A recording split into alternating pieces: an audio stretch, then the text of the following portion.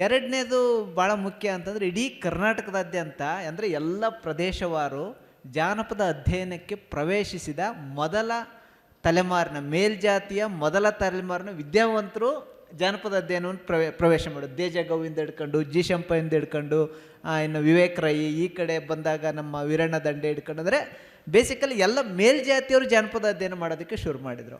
So ಹಂಗಾಗಿ ಏನಾಗ್ತು, ಅವ್ರು ಅದನ್ನ ಕಲ್ಚರ್ ಅಂತ ಅಂದರೆ ಅದು ಸಂಸ್ಕೃತಿ, ಇದು ಉಳಿಬೇಕು ಅನ್ನುವ ಟೋನಲ್ಲಿ ಮಾತಾಡೋಕ್ಕೆ ಶುರು ಮಾಡಿದರು.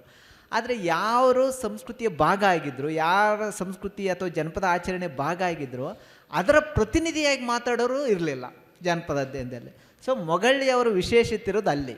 ನೀವು ಯಾವುದನ್ನು ಫೋಕ್ ಕಲ್ಚರ್ ಅಂತ ಕರಿತೀರಿ, ಯಾವ್ದು ಫೋಕ್ ಕಲ್ಚರ್ನ ಭಾಗ ಅಂತ ಕರಿತೀರಿ, ಆ ಕಲ್ಚರ್ನ ಅಂದರೆ ಅದು ಅದರಲ್ಲೂ ವಿಶೇಷವಾಗಿ ದಲಿತ್ ಫೋಕ್ನ ಭಾಗವಾಗಿದ್ದಂಥವ್ರು ಮಾತಾಡೋಕ್ಕೆ ಶುರು ಮಾಡಿದ್ರಲ್ಲ, ಅದು ಕನ್ನಡದ ಸಂದರ್ಭಕ್ಕೆ ಒಂದು ಭಾಳ ಡಿಫ್ರೆಂಟ್ ವಾಯ್ಸ್ ಅಂತ ಅನ್ಸೋಕ್ಕೆ ಶುರುವಾಯಿತು. ಅವರ ದೇಸಿ ಚರ್ಚೆಯಲ್ಲಿ ಇದೇ ಬರೋದು. ಅಂದರೆ ಹೆಚ್ಚು ಕಡಿಮೆ ಯಾವುದನ್ನು ನೀವು ಒಂಥರ ಕಲ್ಚರ್ ಅಂತ ಕರಿತೀರ, ಅದ್ರ ಒಳಗೆ ಇರೋ ಕ್ರೌರ್ಯದ ಬಗ್ಗೆ ಮಾತಾಡೋಕ್ಕೆ ಶುರು ಮಾಡಿದರು. ಅಂದರೆ ನೀವು ಕಲ್ಚರ್ ಅಂತ ಹೇಳ್ತಾನೆ ಅದನ್ನು ಒಪ್ಪಿಸಿದ್ದೀರಿ, ಅಂದರೆ ಒಪ್ಪಿಸಿ ಆ ಒಪ್ಪಿಗೆ ಮೂಲಕ ನೀವು ಲೋಕವನ್ನು ನೋಡ್ತಾ ಅವರನ್ನು ನೀವು ಅದರಲ್ಲೇ ಉಳಿಸೋದಕ್ಕೆ ಟ್ರೈ ಮಾಡ್ತಿದ್ದೀರಿ ಅಂತ.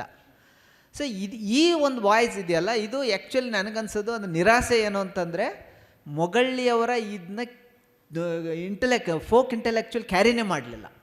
ಅವರೊಂಥರ ಏಕಾಂಗಿಯಾಗಿ ಉಳಿದ್ರೆ ಹೊರತು ಅದರ ಕ್ಯಾರಿ ಯಾಕಂದರೆ ಅವ್ರ ಟೆಕ್ಸ್ಟು ಇದರೊಳಗೆ ಆಮೇಲೆ ಬೇರೆ ಬೇರೆ ಅಧ್ಯಯನಗಳು ಸೆಮಿನಾರ್ಗಳೆಲ್ಲ ಅವ್ರನ್ನ ಕ್ಯಾರಿ ಮಾಡಲಿಲ್ಲ ಯಾರು. ಸೊ ಅದು ಒಂದು ಕೊರತೆ ಅಂತ ಅನಿಸುತ್ತೆ. ಆ ಕಾರಣಕ್ಕೆ ಅಂದರೆ ಈಗ ಉದಾಹರಣೆ ಯಾವ ಕಲ್ಚರ್ನ ಭಾಗ ಆಗಿದ್ರೆ ಅಲ್ಲಿಂದ ಮಾತಾಡೋಕ್ಕೆ ಶುರುವಾದಾಗ ಅವ್ರ ವಾಯ್ಸು ಏನು ದೇಸಿ ಅಂತ ಮಾತಾಡ್ತಾರಲ್ಲ, ಅದು ನೆಲದ ಮೂಲದಲ್ಲಿ ಇರೋವಂಥದ್ದು. ನೀವು ಯಾವುದೋ ಯುರೋಪಿಯನ್ನು ಥೇರಿ ತಗೊಂಬಂದ್ರೆ ಅದು ಸಿಗಲ್ಲ ಅಂತ, ಅದು ಸಿಗಲ್ಲ ನಿಮಗೆ. ಆಮೇಲೆ ಅವರು ನಮಗೆ ಪಿ ಜಿಯಲ್ಲಿದ್ದಾಗಲೇ ಭಾಗೀರಥಿ ಅಂದರೆ ತುಂಬ ಜನಪ್ರಿಯ ಟೆಕ್ಸ್ಟ್ ಅಲ್ವಾ ಭಾಗೀರಥಿ, ಆ ಭಾಗೀರಥಿ ಟೆಕ್ಸ್ಟ್ ಇಟ್ಕೊಂಡು ಇದಕ್ಕೆ ಮೂಲ ಆಗಿರೋದು ಯಾವುದು ಅಂತ ಒಂದು ದಲಿತ ಒಂದು ಚರಿತ್ರೆಯನ್ನು ಅವರು ಉಲ್ಲೇಖ ಮಾಡ್ತಾಯಿದ್ರು. ಈ ಉದಾಹರಣೆ ಅದು ನಾನು ಆನಂತರ ಅವ್ರ ಪಾಠ ಕೇಳಿದ ನಂತರ ತೀರಾ ಒಂದು 2-3 ವರ್ಷದಿಂದ ಆ ಊರಿಗೆ ಹೋಗಿ ನಾನು ಫೀಲ್ಡ್ ವರ್ಕ್ ಬೇರೆ ಮಾಡಿದೆ. ಏನು ಅಂತಂದರೆ, ದಲಿತ ಒಬ್ಬ ಬಂದಮ್ಮ ಅನ್ನೋಳನ್ನ ಕೆರೆಗೆ ಬಲಿ ಕೊಡ್ತಾರೆ. ಬಲಿ ಅಂದರೆ ನಾವು ಈ ಭಾಗೀರಥಿ ಥರ ಗ್ಲೋರಿಫೈ ಥರ ಅಲ್ಲದು. ಅದರ ಸ್ಟೋರಿ ಹೆಂಗೆ ಮೇಲ್ಜಾತಿಗಳು ಅದನ್ನ ಅಪ್ರಾಪ್ರಿಯೇಟ್ ಮಾಡಿದ್ವು ಭಾಗೀರಥಿ ಕತೆ ಅಂತ. ಸೊ ಅಲ್ಲಿವರೆಗೂ ಜಾನಪದ ಅಧ್ಯಯನ ಮಾಡಿದಂಥ ಒಬ್ಬರು ವಿದ್ವಾಂಸರು, ಈವನ್ ಕುರ್ತಕೋಟಿಯಿಂದ ಹಿಡ್ಕೊಂಡು ಎಲ್ಲರೂ ಅದನ್ನು ಗ್ಲೋರಿಫೈ ಆಗೇ ನೋಡ್ತಾ ಬಂದಾಗ ಇದಕ್ಕೊಂದು ದಲಿತ್ ಒಂದು ನೆಲೆ ಇದೆ ಅಂತ ಅಪ್ರೋಚನ್ನು ಕೊಟ್ಟವರು ಮೊಗಳ್ಳಿ. ಸೊ ಈ ಥರದ್ದು ದಲಿತ್ ಪಾಯಿಂಟ್ ಆಫ್ ವ್ಯೂವಿಂದ ಅಂದರೆ ಶೋಷಿತರ ನೆಲೆಯಿಂದ ದಲಿತ್ ಕಲ್ಚರನ್ನು ಹೆಂಗೆ ಮುನ್ನೆಲೆಗೆ ತಂದರು ಅನ್ನೋ ನೆಲೆಯಲ್ಲಿ ಮೊಗಳ್ಳಿ ಅವರು ಭಾಳ ಇಂಪಾರ್ಟೆಂಟ್ ಅಂತ ನನಗನ್ಸುತ್ತೆ. ಇನ್ನೊಂದು ಚರ್ಚೆಯನ್ನು ಕಂಟಿನ್ಯೂ ಮಾಡ್ಬೋದು. ಮೊಗಳ್ಳಿ ಗಣೇಶ್ ಅವರ ಮತ್ ಬಳಸುವಂಥ ಒಂದು ಪರಿಭಾಷೆ ಯಾವುದು ಅಂದರೆ ದಲಿತತ್ವ ಅಂಥೇಳಿ. ಅವ್ರೇನು ಹೇಳ್ತಾರೆ ಅಂತಂದರೆ, ಸಾಮಾನ್ಯವಾಗಿ ಕನ್ನಡ ಸಾಹಿತ್ಯ ವಿಮರ್ಶೆಯ ಸಂದರ್ಭದಲ್ಲಿ ಇಲ್ಲಿವರೆಗಿನ ಯಾವ ಮಾನದಂಡಗಳು ಕೂಡ ಅವು ಕನ್ನಡದ ದಲಿತ ಸಾಹಿತ್ಯವನ್ನು ಅರ್ಥ ಮಾಡಿಕೊಳ್ಳಿಕ್ಕೆ ಅಷ್ಟು ಪೂರಕ ಆಗಿಲ್ಲ ಅಂಥೇಳಿ. ಹೀಗಾಗಿ ದಲಿತ ಸಾಹಿತ್ಯವನ್ನು ವಿಮರ್ಶೆ ಮಾಡಲಿಕ್ಕೆ ಒಂದು ಹೊಸ ಮಾನದಂಡಗಳನ್ನೇ ನಾವು ರೂಪಿಸ್ಕೊಳ್ಬೇಕು ಅನ್ನೋ ಚರ್ಚೆ ಅವರು ಹುಟ್ಟಾಕಿದ್ರು.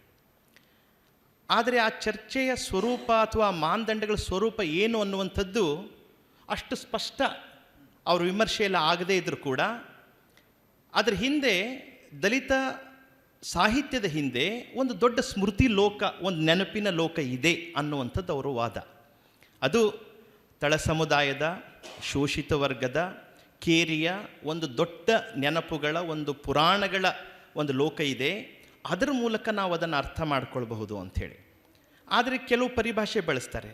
ದಲಿತ ಸಾಹಿತ್ಯ ಅಂದರೆ ಅದು ಭಜನೆಯ ಸಾಹಿತ್ಯ ಅಲ್ಲ, ದಲಿತ ಸಾಹಿತ್ಯ ಅಂದರೆ ಅದು ಶೃಂಗಾರದ ಸಾಹಿತ್ಯ ಅಲ್ಲ ಅಂಥೇಳಿ. ನಾವು ಇದನ್ನು ಸ್ವಲ್ಪ ಒಪ್ಕೊಂಡ್ರೂ ಮತ್ತೆ ನಮಗೊಂದು ಪ್ರಶ್ನೆ ಬರ್ತದೆ, ಭಜನೆ ಸಾಹಿತ್ಯದೊಳಗೆ ಯಾಕೆ ಪ್ರತಿಭಟನೆ ಇಲ್ವೇನೋ? ಯಾಕಂದರೆ ಭಜನೆ ಸಾಹಿತ್ಯದಲ್ಲೂ ನಾವು ಪ್ರತಿಭಟನೆ ಕಂಡಿದ್ದೇವೆ. ಅಕ್ಕ ಮಹಾದೇವಿಯ ಶೃಂಗಾರದಲ್ಲೂ ಕೂಡ ನಾವು ಒಂದು ಪ್ರತಿಭಟನೆಯನ್ನು ಕಂಡಿದ್ದೆವು. ಹೀಗಾಗಿ ಒಂದೊಂದು ಸಲ ಅವರ ಚರ್ಚೆ ಬಹಳ ಏಕಮುಖವಾಗಿ ಹೋಗ್ತಾ ಇದೆಯೇನೋ ಅನ್ನುವಂಥ ಅನುಮಾನನೂ ಕೂಡ ನಮಗೆ ಅನೇಕ ಸಲ ಬರ್ತದೆ. ಆದರೆ ಅವರು ಕೆ.ಬಿ. ಸಿದ್ದಯ್ಯನವರ ಕಾವ್ಯ, ಎನ್.ಕೆ. ಹನುಮಂತಯ್ಯ ಅವರ ಕಾವ್ಯ, ಸುಬ್ಬು ಹೊಲೆಯರ ಕಾವ್ಯ ವಿಮರ್ಶೆ ಮಾಡುವಾಗ ಒಂದು ಬಹಳ ಆತ್ಯಂತಿಕವಾದ ಉತ್ಕಟವಾದಂಥ ಒಂದು ಭಾಷೆಯನ್ನು ಬಳಸಿ ಹೇಗೆ ತಮ್ಮ ಕಥೆ ಬರೆಯುವಾಗ ಮೈದುಂಬಿ ಬರಿತಾ ಇರ್ತಾರಲ್ಲ, ಹಾಗೆಯೇ ಅವರು ಸಾಹಿತ್ಯ ವಿಮರ್ಶೆ ಮಾಡುವಾಗಲೂ ಕೂಡ ಒಂದು ಸೃಜನಶೀಲತೆಯ ಒಂದು ಏನಂತೀರಿ ಬಹಳ ಆರ್ದ್ರವಾದ ಸ್ಥಿತಿಯಲ್ಲಿನೇ ಆ ಕಾವ್ಯವನ್ನು ಒಳಗೆ ಮಾಡಿಕೊಳ್ಳಿಕ್ಕೆ ಅವರು ಪ್ರಯತ್ನ ಮಾಡ್ತಾ ಇರ್ತಾರೆ. ಆಮೇಲೆ ಕನ್ನಡ ವಿಮರ್ಶೆಯಲ್ಲಿ ಈವರೆಗೆ ಬೇರೆಯವರು ಬಳಸುವ ಯಾವ ಪರಿಭಾಷೆಯನ್ನು ಕೂಡ ಅವರು ಬಳಸೋದಿಲ್ಲ ತಮ್ಮ ದಲಿತ ಸಾಹಿತ್ಯದ ವಿಮರ್ಶೆಯಲ್ಲಿ.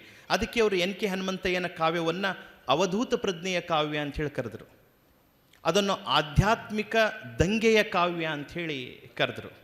ಅಲ್ಲಿನ ರೂಪಕಗಳು, ಅಲ್ಲಿನ ಪ್ರತಿಮೆಗಳು ಹೇಗೆ ಕನ್ನಡ ಸಾಹಿತ್ಯದಲ್ಲಿನೇ ಒಂದು ಹೊಸ ಜಿಗಿತವನ್ನು ಮಾಡಿದ್ದಾವೆ ಅಂಥೇಳಿ. ಹೀಗಾಗಿ ನನಗೇನು ಅನ್ನಿಸ್ತಾ ಇದೆ ಅಂತಂದರೆ, ಬಹಳ ಸೂಕ್ಷ್ಮ ಕಣ್ಣುಗಳುಳ್ಳ, ಒಂದು ರೀತಿ ಬಹಳ ಆರ್ದ್ರವಾದಂಥ ಓದಿನ ಕ್ರಮಗಳನ್ನು ಬಲ್ಲ ಮತ್ತು ಈ ರೂಪಕಗಳ ಆಚೆ ಹೋಗಿ ಅಲ್ಲಿನ ಬದುಕನ್ನು ಗ್ರಹಿಸಿಕೊಳ್ಳಬಲ್ಲಂಥ ಒಂದು ವಿಶೇಷವಾದಂಥ ಗುಣ ಅವರಿಗಿದೆ ಮೊಗಳ್ಳಿಯವರ ವಿಮರ್ಶೆಗೆ. ನೋಡಿ, ಅವ್ರು ಏನು ಹೇಳ್ತಾರೆ ಅಂತಂದರೆ, ಇಡೀ ಕಾವ್ಯನೇ ಒಂದು ಪ್ರಪಂಚ, ಅದೊಂದು ವ್ಯವಸ್ಥೆ ಅಲ್ಲ ಅಂತಾರೆ ಅವರು. ಭಾಳಷ್ಟು ಸಲ ನಮ್ಮ ಬುದ್ಧಿಜೀವಿಗಳು ಅದೊಂದು ವ್ಯವಸ್ಥೆ, ಕಾವ್ಯ ಅನ್ನುವಂಥದ್ದು ಒಂದು ವ್ಯವಸ್ಥೆ, ಒಂದು ಸಂಯೋಜನೆ ಅಂಥೇಳಿ. ಅದೊಂದು ಪ್ರಪಂಚ, ಅದೊಂದು ಅನೂಹ್ಯವಾದ ಬಹಳ ಗಮ್ಯವಾದಂಥ ಒಂದು ಪ್ರಪಂಚ, ನಿಗೂಢವಾದಂಥ ಪ್ರಪಂಚ. ಅದನ್ನು ಡಿಕೋಡ್ ಮಾಡಬೇಕಾದಂಥ ಅಗತ್ಯ ಇದೆ ಅನ್ನುವಂಥದ್ದನ್ನು ಅವರು ಕೆ ಬಿ ಸಿದ್ದಯ್ಯನವರು ದಲಿತ ಪುರಾಣಗಳನ್ನು ಬರೆದಾಗೂ ಹೇಳಿದ್ದಾರೆ, ಎನ್ ಕೆ ಹನುಮಂತಯ್ಯನ ಕಾವ್ಯದ ಸಂದರ್ಭದಲ್ಲೂ ಹೇಳಿದ್ದಾರೆ, ಸುಬ್ಬು ಹೊಲೆಯರ ಕಾವ್ಯ ಸಂದರ್ಭದಲ್ಲೂ ಕೂಡ ಹೇಳಿದ್ದಾರೆ. ಹೀಗಾಗಿ ಬಹುಶಃ ದಲಿತ ಸಾಹಿತ್ಯ ವಿಮರ್ಶೆ ಮನ ಜವರಯ್ಯ ಅವರು ಇನ್ನೂ ಬೇರೆ ಬೇರೆಯವರಿಂದ ಏನು ಒಂದು ಏಕತಾನತೆಗೆ ಸಿಲುಕಿತ್ತು, ಅದನ್ನೊಂದು ಸ್ವಲ್ಪ ಬಿಡುಗಡೆಗೊಳಿಸಿದವರಲ್ಲಿ ಮೊಗಳಿ ಗಣೇಶ್ ಬಹಳ ಮುಖ್ಯ ಅಂಥೇಳಿ ನನಗೆ ಅನ್ನಿಸ್ತದೆ.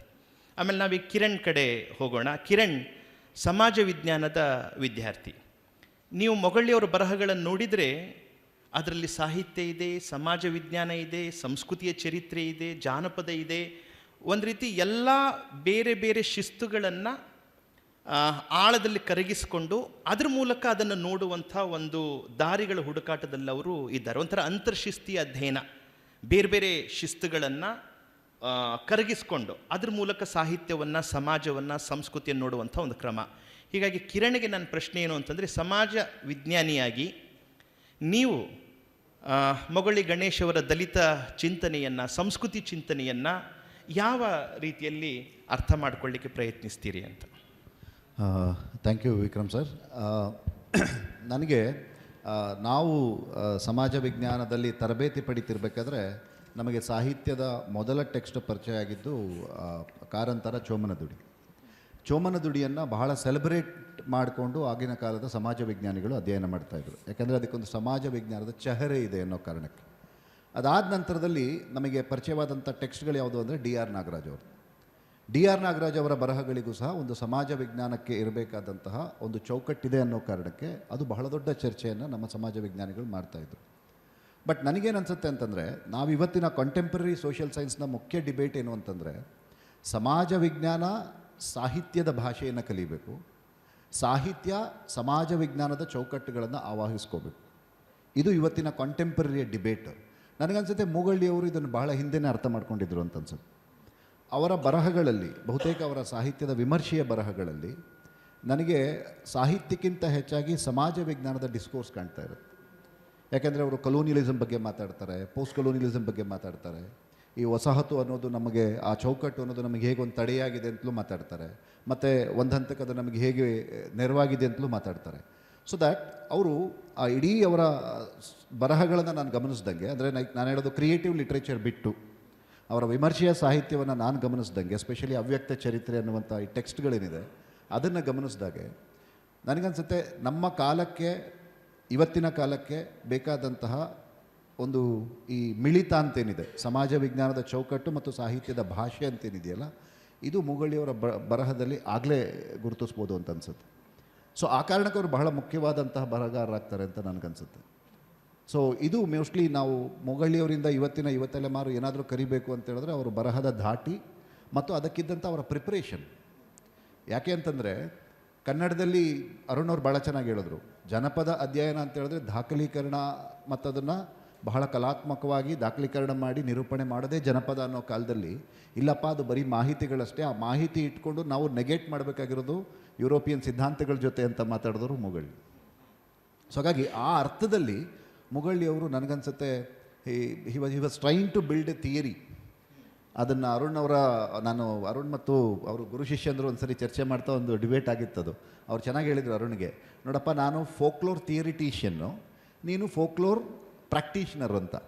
ಅಂದರೆ ನಾನು ಜನಪದದ ಸೈದ್ಧಾಂತಿಕತೆಯಲ್ಲಿ ತೊಡಗಿರುವಂಥ ಒಬ್ಬ ಮೇಷ್ಟ್ರು, ನೀನು ಜನಪದವನ್ನು ಒಂದು ಸಾಮಾಜಿಕ ಚಳುವಳಿಯಾಗಿ ನೋಡ್ತಾ ಇರುವಂಥ ಒಬ್ಬ ವಿದ್ವಾಂಸನ ಥರದ ಚರ್ಚೆ ಮಾಡಿದರು. ನನಗನ್ಸುತ್ತೆ ದಟ್ ಅವರವರ ತರಬೇತಿ ಇತ್ತಲ್ಲ, ಅಂದರೆ ಇಡೀ ಅವರ ಸಾಹಿತ್ಯವನ್ನು ಮಾಡೋದಕ್ಕೆ ಅವರಿಗಿದ್ದಂಥ ಒಂದು ಫಿಲಾಸಫಿಕಲ್ ಆದ ತರಬೇತಿ ಮತ್ತು ಥಿಯರಿಟಿಕಲ್ ಆದ ತರಬೇತಿ ಇತ್ತಲ್ಲ.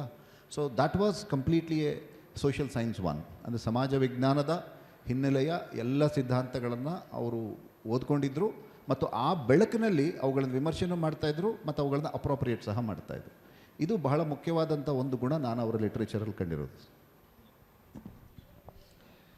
ಅರುಣ್ ಅವರು ದಲಿತ ಸಂಸ್ಕೃತಿ ಮತ್ತು ಜಾನಪದ ಸಂಸ್ಕೃತಿ ಬಗ್ಗೆ ಚರ್ಚೆ ಮಾಡುವಾಗ ಒಂದು ಮುಖ್ಯವಾದಂಥ ಒಂದು ಥೀಸಿಸ್ ಅವ್ರದ್ದು ಮಂಡಿಸಿದ್ದಾರೆ. ಅವ್ರು ಏನಂತಾರೆ ಅಂತಂದರೆ, ಈ ದಲಿತ ಜಾನಪದದ ಅಧ್ಯಯನಕ್ಕೆ ಕೇಸರೀಕರಣ ಅಂತೂ ನಮಗೆ ಉಪಯೋಗ ಆಗಲ್ಲ, ಎಡಪಂಥೀಕರಣನೂ ಉಪಯೋಗ ಆಗಲ್ಲ ಅಂತಾರೆ. ಹೀಗಾಗಿ ದಲಿತ ಸಂಸ್ಕೃತಿಯ ಅಧ್ಯಯನಕ್ಕೆ ಕೇಸರೀಕರಣ ಮತ್ತು ಎಡಪಂಥೀಕರಣದಿಂದ ಹೊರತಾದ ಒಂದು ದಾರಿಯನ್ನು ನಾವು ಕಂಡುಕೊಳ್ಬೇಕು ಅನ್ನೋದು ಅವರ ಮುಖ್ಯವಾದಂಥ ಒಂದು ವಾದ. ದಲಿತರು, ಆದಿವಾಸಿಗಳು, ಅಲೆಮಾರಿಗಳು ಇವರು ತಮ್ಮ ಸಂಸ್ಕೃತಿಯನ್ನು ನೋಡಲಿಕ್ಕೆ ಬೇರೆ ದಾರಿಯನ್ನು ಕಂಡುಕೊಳ್ಳದೇ ಇದ್ದರೆ ನಾವು ಈಗಾಗಲೇ ಕನ್ನಡದಲ್ಲಿ ಚರವಣವಾಗಿರುವಂಥ ವಾದಗಳ ಒಂದು ಬೋನಿಗೆ ಬಿದ್ದು ಬೀಳ್ತೀವಿ ಅನ್ನುವಂಥದ್ದು ಅವ್ರ ವಾದ. ಇದನ್ನು ಅವರು ತಮ್ಮ ಅಧ್ಯಯನದಲ್ಲಿ ಯಾವ ರೀತಿ ಅದನ್ನು ಆ ಗಡಿಗಳನ್ನು ದಾಟಲಿಕ್ಕೆ ಪ್ರಯತ್ನ ಮಾಡಿದ್ದಾರೆ ಅನ್ನುವಂಥದ್ದು ಸುಮ್ಮನೆ ಒಂದು 2-3 ಉದಾಹರಣೆಗಳ ಮೂಲಕ ಏನಾದರೂ ಕೊಡಬಹುದಾ ಅಂತ. ಒಂದು ಅಂದರೆ ನಾನು ಹೇಳ್ದಂಗೆ ಅಂದರೆ ಈ ಥರದ್ದು ಈ ಪ್ರಭಾವಗಳನ್ನು ಮೀರಿ ದಲಿತ ಲೋಕದ ಒಳಗಿಂದನೇ ಒಂದು ಅಧ್ಯಯನ ವಿಧಾನ, ಮೆಥಡಾಲಜಿಯನ್ನು ಹುಟ್ಟಿಸ್ಬೇಕು ಅನ್ನೋದು ಅವರು ಒಟ್ಟು ಇದರೊಳಗೆ ಮತ್ತೆ ಬರುತ್ತೆ. ಸೊ ಇಲ್ಲಿ ರಿಸರ್ಚ್ ಸ್ಟೂಡೆಂಟ್ಸ್ ತುಂಬ ಜನ ಇದ್ದೀರಿ.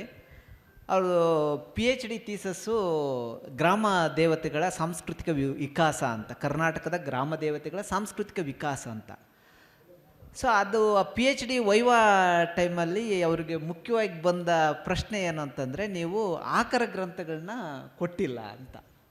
ಆಕಾರಕ್ಕೆ ಅದು ರಿಜೆಕ್ಟ್ ಆಗೋ ಲೆವೆಲ್ಗೆ ಅದರದ್ದು ಇದಿತ್ತು. ಅವರು ಅದನ್ನ ಮಂಡಿಸಿದ್ದು ಹೆಂಗಂದರೆ, ನಾನು ಇಡೀ ಆದಿಮ ಕಾಲದಿಂದ ಇಲ್ಲಿಯವರೆಗೂ ಗ್ರಾಮ ದೈವಗಳ ಸಾಂಸ್ಕೃತಿಕ ವಿಕಾಸವನ್ನು ನನ್ನ ಸೂಕ್ಷ್ಮ ಸಂವೇದನೆಯ ಮೂಲಕ ಅದನ್ನು ಒಂದು ಕಥನವಾಗಿಸಿದ್ದೀನಿ. ಆ ಕಥನ ನಿಮ್ಗೆ ಅರ್ಥ ಆಗಲ್ಲ, ನಿಮ್ಮ ಈ ರಿಸರ್ಚಿನ ಪರಿಭಾಷೆ, ಈ ಒಣ ಇರುವಂಥ ಈ ಫ್ರೇಮ್ಗಳಿಗೆ ಅದು ನೀವು ತರೋಕ್ಕಾಗಲ್ಲ ಅಂತೇಳಿ ಫುಲ್ ಸಿಟ್ಟಾಗಿ ಅಗ್ರೆಸಿವ್ ಆಗಿ ಹೊತ್ತು ಆ ವೈವಾದಿಂದ ಎದ್ದು ಬಂದರು. ಆಮೇಲೆ ಅವರು ಅದನ್ನ ಜೋಕ್ ಮಾಡಿದರು.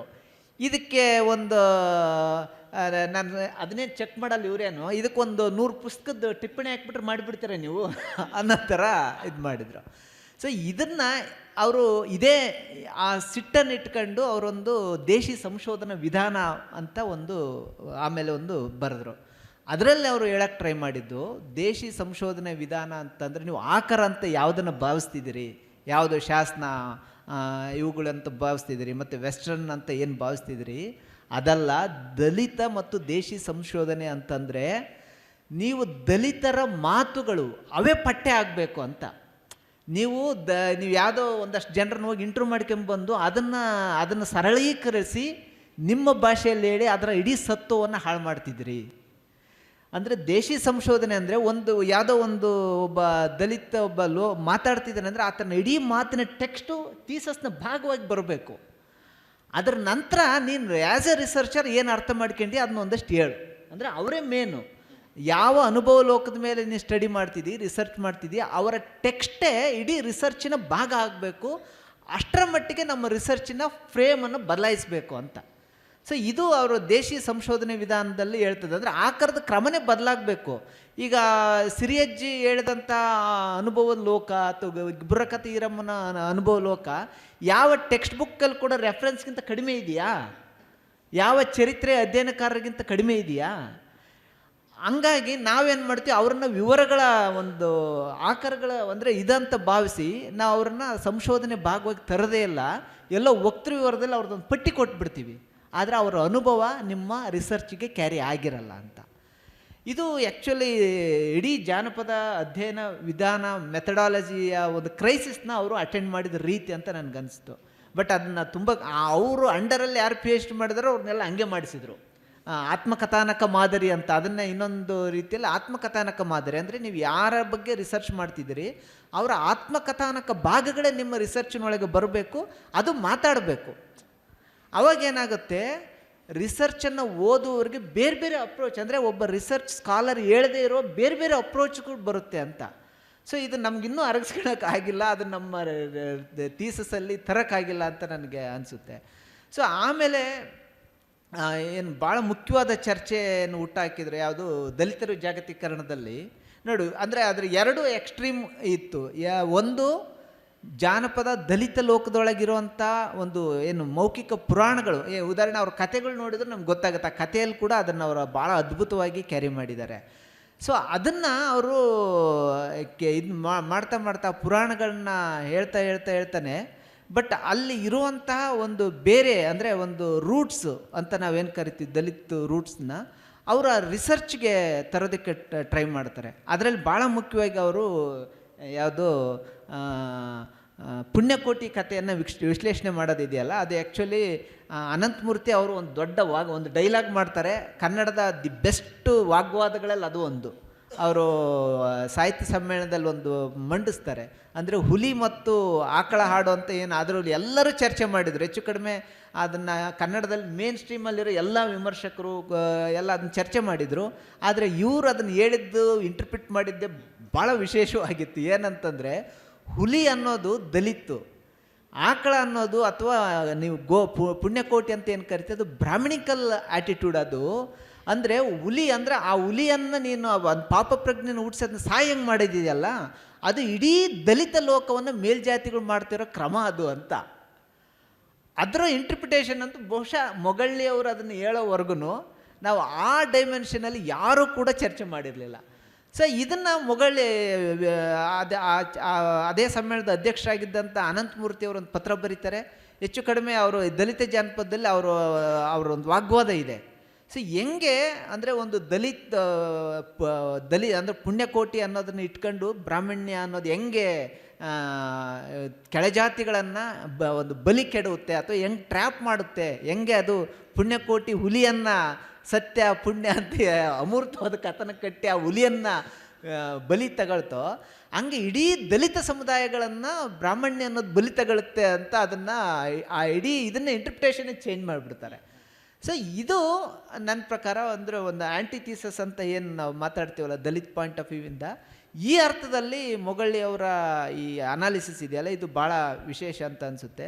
ಮತ್ತು ಇನ್ನೊಂದು ಅವ್ರು ಬಲಿದಾನಕ್ಕೆ ಸಂಬಂಧಪಟ್ಟಂತೆ ಮಾಡಿರೋ ಇದರೊಳಗೆ ಅಂದರೆ ಯಾರು ಬಲಿ ಆಗ್ತಾ ಇದ್ದಾರೆ ಮತ್ತು ಆ ಬಲಿದಾನದಕ್ಕೆ ಒಳಗಾಕಂತವ್ರು ಯಾರು ಅಂತ ಒಂದು ದೊಡ್ಡ ಪಟ್ಟಿಯನ್ನು ಮಾಡ್ಕೊಂಡು ಆ ದಲಿತರ ಬಲಿದಾನವನ್ನು ಯಾವ ರೀತಿ ಲೋಕ ವಿಜೃಂಭಿಸುತ್ತೆ ಮತ್ತು ಅದನ್ನು ಅಂದರೆ ಒಪ್ಪಿಸುತ್ತೆ ಅಂತ, ದಲಿತರ ಬಲಿದಾನವನ್ನು ಒಪ್ಪಿಸ್ಬಿಡೋದು.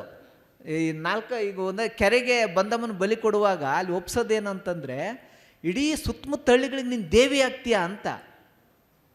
ಅದು ಫಸ್ಟು ಅದ್ರ ಪ್ರಕಾರ ಅವ್ರು ಸ್ವಂತ ಸೊಸೆ ಕೊಡ್ಬೋದು, ಸೊಸೆನೇ ದೇವಿ ಮಾಡ್ಬೋದಿತ್ತಲ್ಲ. ಅಂದರೆ ಈ ಥರದ ಒಂದು ಒಪ್ಪಿಗೆ ಹೆಂಗೆ ಒಪ್ಪಿಸ್ತಾರೆ ಅಂತ ಬಹುಶಃ ಈ ಥರದ ಚರ್ಚೆಗಳನ್ನ ಮೊಗಳ್ಳಿ ಅವರು ವಿಶೇಷವಾಗಿ ಎತ್ತಿದ್ರು ಅಂತ ಅನ್ಸುತ್ತೆ. ಯಾಕಂದರೆ ಈ ಥರದ ಹೈರಾರ್ಕಿಕಲ್ ಸ್ಟೇಟಸ್ ಇಟ್ಕೊಂಡು ದಲಿತ್ ಪಾಯಿಂಟ್ ಆಫ್ ವ್ಯೂವಿಂದ ಇಟ್ಕೊಂಡು ಅಂದರೆ ಥೀಸಸನ್ನು ಮಾಡೋದಕ್ಕೆ ಹೊರಟವರು ಮೊಗಳ್ಳಿ. ಸೊ ಈ ಅರ್ಥದಲ್ಲಿ ನಾವು ಇನ್ನೂ ಬೇರೆ ನೆಲೆಯಲ್ಲಿ ಚರ್ಚೆ ಮಾಡ್ಬೋದು ಅಂತ ನನಗನ್ಸುತ್ತೆ. ಆಮೇಲೆ ಮೊಗಳ್ಳಿ ಗಣೇಶ್ ಅವರು ಮತ್ತೆ ಬಳಸುವ ಒಂದು ಪದ ಯಾವುದು ಅವ್ರಿಗೆ ಭಾಳ ಇಷ್ಟವಾಗೋದು ಭಗ್ನತೆ ಅನ್ನುವಂಥದ್ದು.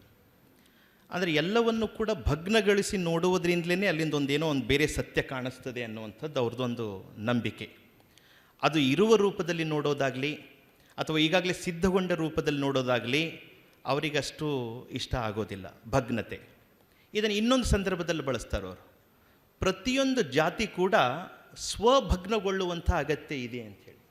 ಯಾಕಂದರೆ ಎಲ್ಲ ಜಾತಿಗಳ ಆಳದಲ್ಲೂ ಕೂಡ ಕೆಲವು ಅಮಾನವೀಯವಾದಂಥ ಸ್ತರಗಳು ಇರ್ತವೆ. ಹೀಗಾಗಿ ಜಾತಿಯ ಒಳಗೆ ನಡೆಯಬೇಕಾದಂಥ ಸ್ವಭಗ್ನತೆ ಬಹಳ ಅಗತ್ಯ ಅನ್ನುವಂಥದ್ದು ಅವರು ತಮ್ಮ ಚಿಂತನೆಯಲ್ಲಿ ಮತ್ತೆ ಮಂಡಿಸ್ತಾರೆ.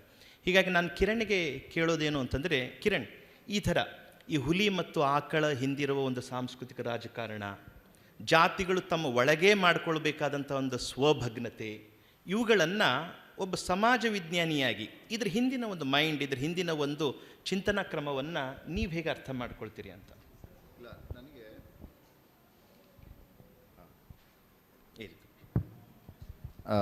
ನನಗೆ ಏನನ್ಸುತ್ತಂತಂದರೆ, ಇದಕ್ಕೆ ಮೇ ಬಿ ಮೊಗಳಿ ಅವ್ರ ಕಡೆಯಿಂದಲೇ ಉತ್ತರ ಕೊಡ್ಬೋದು ಅನ್ಸುತ್ತೆ. ಅವ್ರದ್ದೊಂದು ಕೋಟ್ ಇದೆ, ಭಾಳ ಇಂಟ್ರೆಸ್ಟಿಂಗ್. ಅದು, ಚರಿತ್ರೆಯನ್ನು ನಾವು ವಸಾಹತು ಪ್ರಜ್ಞೆಯಿಂದ ಓದುವುದು ಬರೆಯುವುದು ಒಂದು ಸಂಪ್ರದಾಯದಂತೆ ಸಾಗು ಬಂದಿದೆ. ಅಂದರೆ ಚರಿತ್ರೆಯನ್ನು ನಾವು ಹೇಗೆ ಬರಿತಾ ಇದ್ದೀವಿ ಅಂತ ಹೇಳಿದ್ರೆ, ಒಂದು ಕಲೋನಿಯಲ್ ಕಾನ್ಷಿಯಸ್ನೆಸ್ಸಲ್ಲಿ ಬರಿತಾ ಇದ್ದೀವಿ. ಸೊ ಅದಕ್ಕೆ ಒಂದು ಹಂತಕ್ಕೆ ಮಾರ್ಕ್ಸ್ವಾದ ಪೆಟ್ಟುಕೊಟ್ಟಿದೆ. ಬಟ್ ಆದರೆ ಮಾರ್ಕ್ಸ್ವಾದವು ಒಂದು ಅಪೂರ್ಣ ಕಥನ ಅಂತ ಹೇಳ್ತಾರೆ. ನನಗನ್ಸೋದೇನು ಅಂತ ಹೇಳಿದ್ರೆ, ಇಡೀ ಮುಗಳಿಯವರ ಪಾಲಿಟಿಕ್ಸ್ ಅನ್ನೋದು ಹುಡುಕಾಟ ಮತ್ತು ಹೊಡೆದಾಟ. ಅಂದರೆ he was searching for something and he was fighting for something. ಅಂದರೆ ಅವರು ಹೊಡೆದಾಡ್ತಾ ಇದ್ದರು ಮತ್ತು ಹೊಸದ್ಯಾವುದೋ ಹುಡುಕಾಡ್ತಾ ಇದ್ದರು. ಹಾಗಾಗಿ ಅವರ ಇಡೀ ಪ್ರಯತ್ನ ಏನಿದೆ, ಅರುಣ್ ಅವರು ಅದನ್ನು ರೆಫರ್ ಮಾಡ್ತಾ, ಕನ್ನಡದ ಜಾನಪದವನ್ನು ಅಥವಾ ಕನ್ನಡದ ಸಮಾಜವನ್ನು ಅಧ್ಯಯನ ಮಾಡೋದಕ್ಕೆ ಒಂದು ನಮ್ಮದೇ ಆದ ವಿಧಾನವನ್ನು ಹುಡುಕುವಂಥ ಪ್ರಯತ್ನ ಮಾಡ್ತಾಯಿದ್ರು. ಈ ಪ್ರಯತ್ನದಲ್ಲಿ ಅವರು ಕಲ್ಚರಲ್ ಸ್ಟಡೀಸ್ ಬಗ್ಗೆ ಮಾತಾಡಬೇಕಾದ್ರೆ ಅವ್ರು ಭಾಳ ಚೆನ್ನಾಗಿ ಹೇಳ್ತಾರೆ. ನೋಡಿ, ನಮಗೆ ಈ ಸಂಸ್ಕೃತಿ ಅನ್ನೋದು ಏನಿದೆಯಲ್ಲ, ಸಂಸ್ಕೃತಿ ಅನ್ನೋದೊಂದು ಅನನ್ಯವಾಗಿ ನೋಡಿಬಿಟ್ರೆ ಅದು ಭಾಳ ಡೇಂಜರಸ್ ಆದ ಫಿನಾಮಿನಾ ಅಂತ ಅವ್ರ ಆರ್ಗ್ಯುಮೆಂಟು. ಅವ್ರೇನು ಹೇಳ್ತಾರಂದರೆ, ಈ ಗ್ರಾಮ ದೇವತೆಗಳು ಅಂತೇನಿದೆ, ಗ್ರಾಮ ದೇವತೆಗಳು ತುಂಬ ಇದೆ. ಹಳ್ಳಿಗೆ ಹೋದರೆ ನಮಗೆ ಬೇಕಾದಷ್ಟು ಗ್ರಾಮ ದೇವತೆಗಳು ಸಿಗುತ್ತೆ. ಆದರೆ ಯಾವ ಗ್ರಾಮ ದೇವತೆಯು ಹಳ್ಳಿಯ ಹೆಣ್ಣು ಮಕ್ಕಳ ಪರಿಪಾಟ್ಲನ್ನು, ಕಷ್ಟಗಳನ್ನು ಬಗೆಹರಿಸಲಿಲ್ಲ ಅಂತ ಮಾತಾಡ್ತಾರೆ. ಸೊ ದ್ಯಾಟ್ ಅವ್ರು ಹೇಳೋದೇನು ಅಂತಂದರೆ, ಈ ಸಾಂಸ್ಕೃತಿಕ ಅನನ್ಯತೆ ಅನ್ನುವ ಕಲ್ಪನೆ ಏನಿದೆ, ಈಗ ಫಾರ್ ಎಕ್ಸಾಂಪಲ್ ಒಂದು ದಲಿತ್ ಕಮ್ಯುನಿಟಿಗೆ ನನ್ನದೇ ಒಂದು ಸಾಂಸ್ಕೃತಿಕ ಅನನ್ಯತೆ ಅಂತ ಅದು ಮಾತಾಡ್ತಾ ಇದೆ ಅಂತ ಹೇಳಿದ್ರೆ, ಅದು ಯಾವ ಭಾಷೆ ಮಾತಾಡ್ತಾ ಇದೆ ಅಂತ ಹೇಳಿದ್ರೆ, ಅದು ಅಗೈನ್ ಒಂದು ಪ್ರಭುತ್ವದ ಭಾಷೆನೇ ಮಾತಾಡ್ತಾ ಇದೆ. ಈಗ ಒಂದು ಸಮುದಾಯ ತನ್ನ ಅನನ್ಯತೆಯ ಹೆಸರಿನಲ್ಲಿ ಈ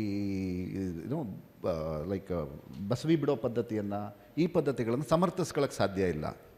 ಸೊ ಹಾಗಾಗಿ ಈ ಸಾಂಸ್ಕೃತಿಕ ಅನನ್ಯತೆಯಿಂದ ನಾವು ಬಳಲ್ತಾ ಇದ್ದೀವಿ. ಹಾಗಾಗಿ ಅವ್ರು ಭಾಳ ಮುಖ್ಯವಾದ ಕೋಟ್ ಏನಂತ ಹೇಳಿದ್ರೆ, ನಮ್ಮ ಸಮುದಾಯಗಳು ಸಾಂಸ್ಕೃತಿಕ ಅನನ್ಯತೆಗಳಿಂದ ಛಿದ್ರಗೊಂಡಿವೆ, ಗತಕಾಲದ ನೆರಳುಗಳಲ್ಲಿ ಸಿಕ್ಕಾಕೊಂಡಿದೆ. ಇದರಿಂದ ಆಚೆ ಬರಬೇಕು ಅಂತಂದರೆ ನಮಗೆ ಹೊಸದಾದ ಒಂದು ಮೆಥಡೇ ಬೇಕು, ಕಣ್ಣೋಟನೇ ಬೇಕು.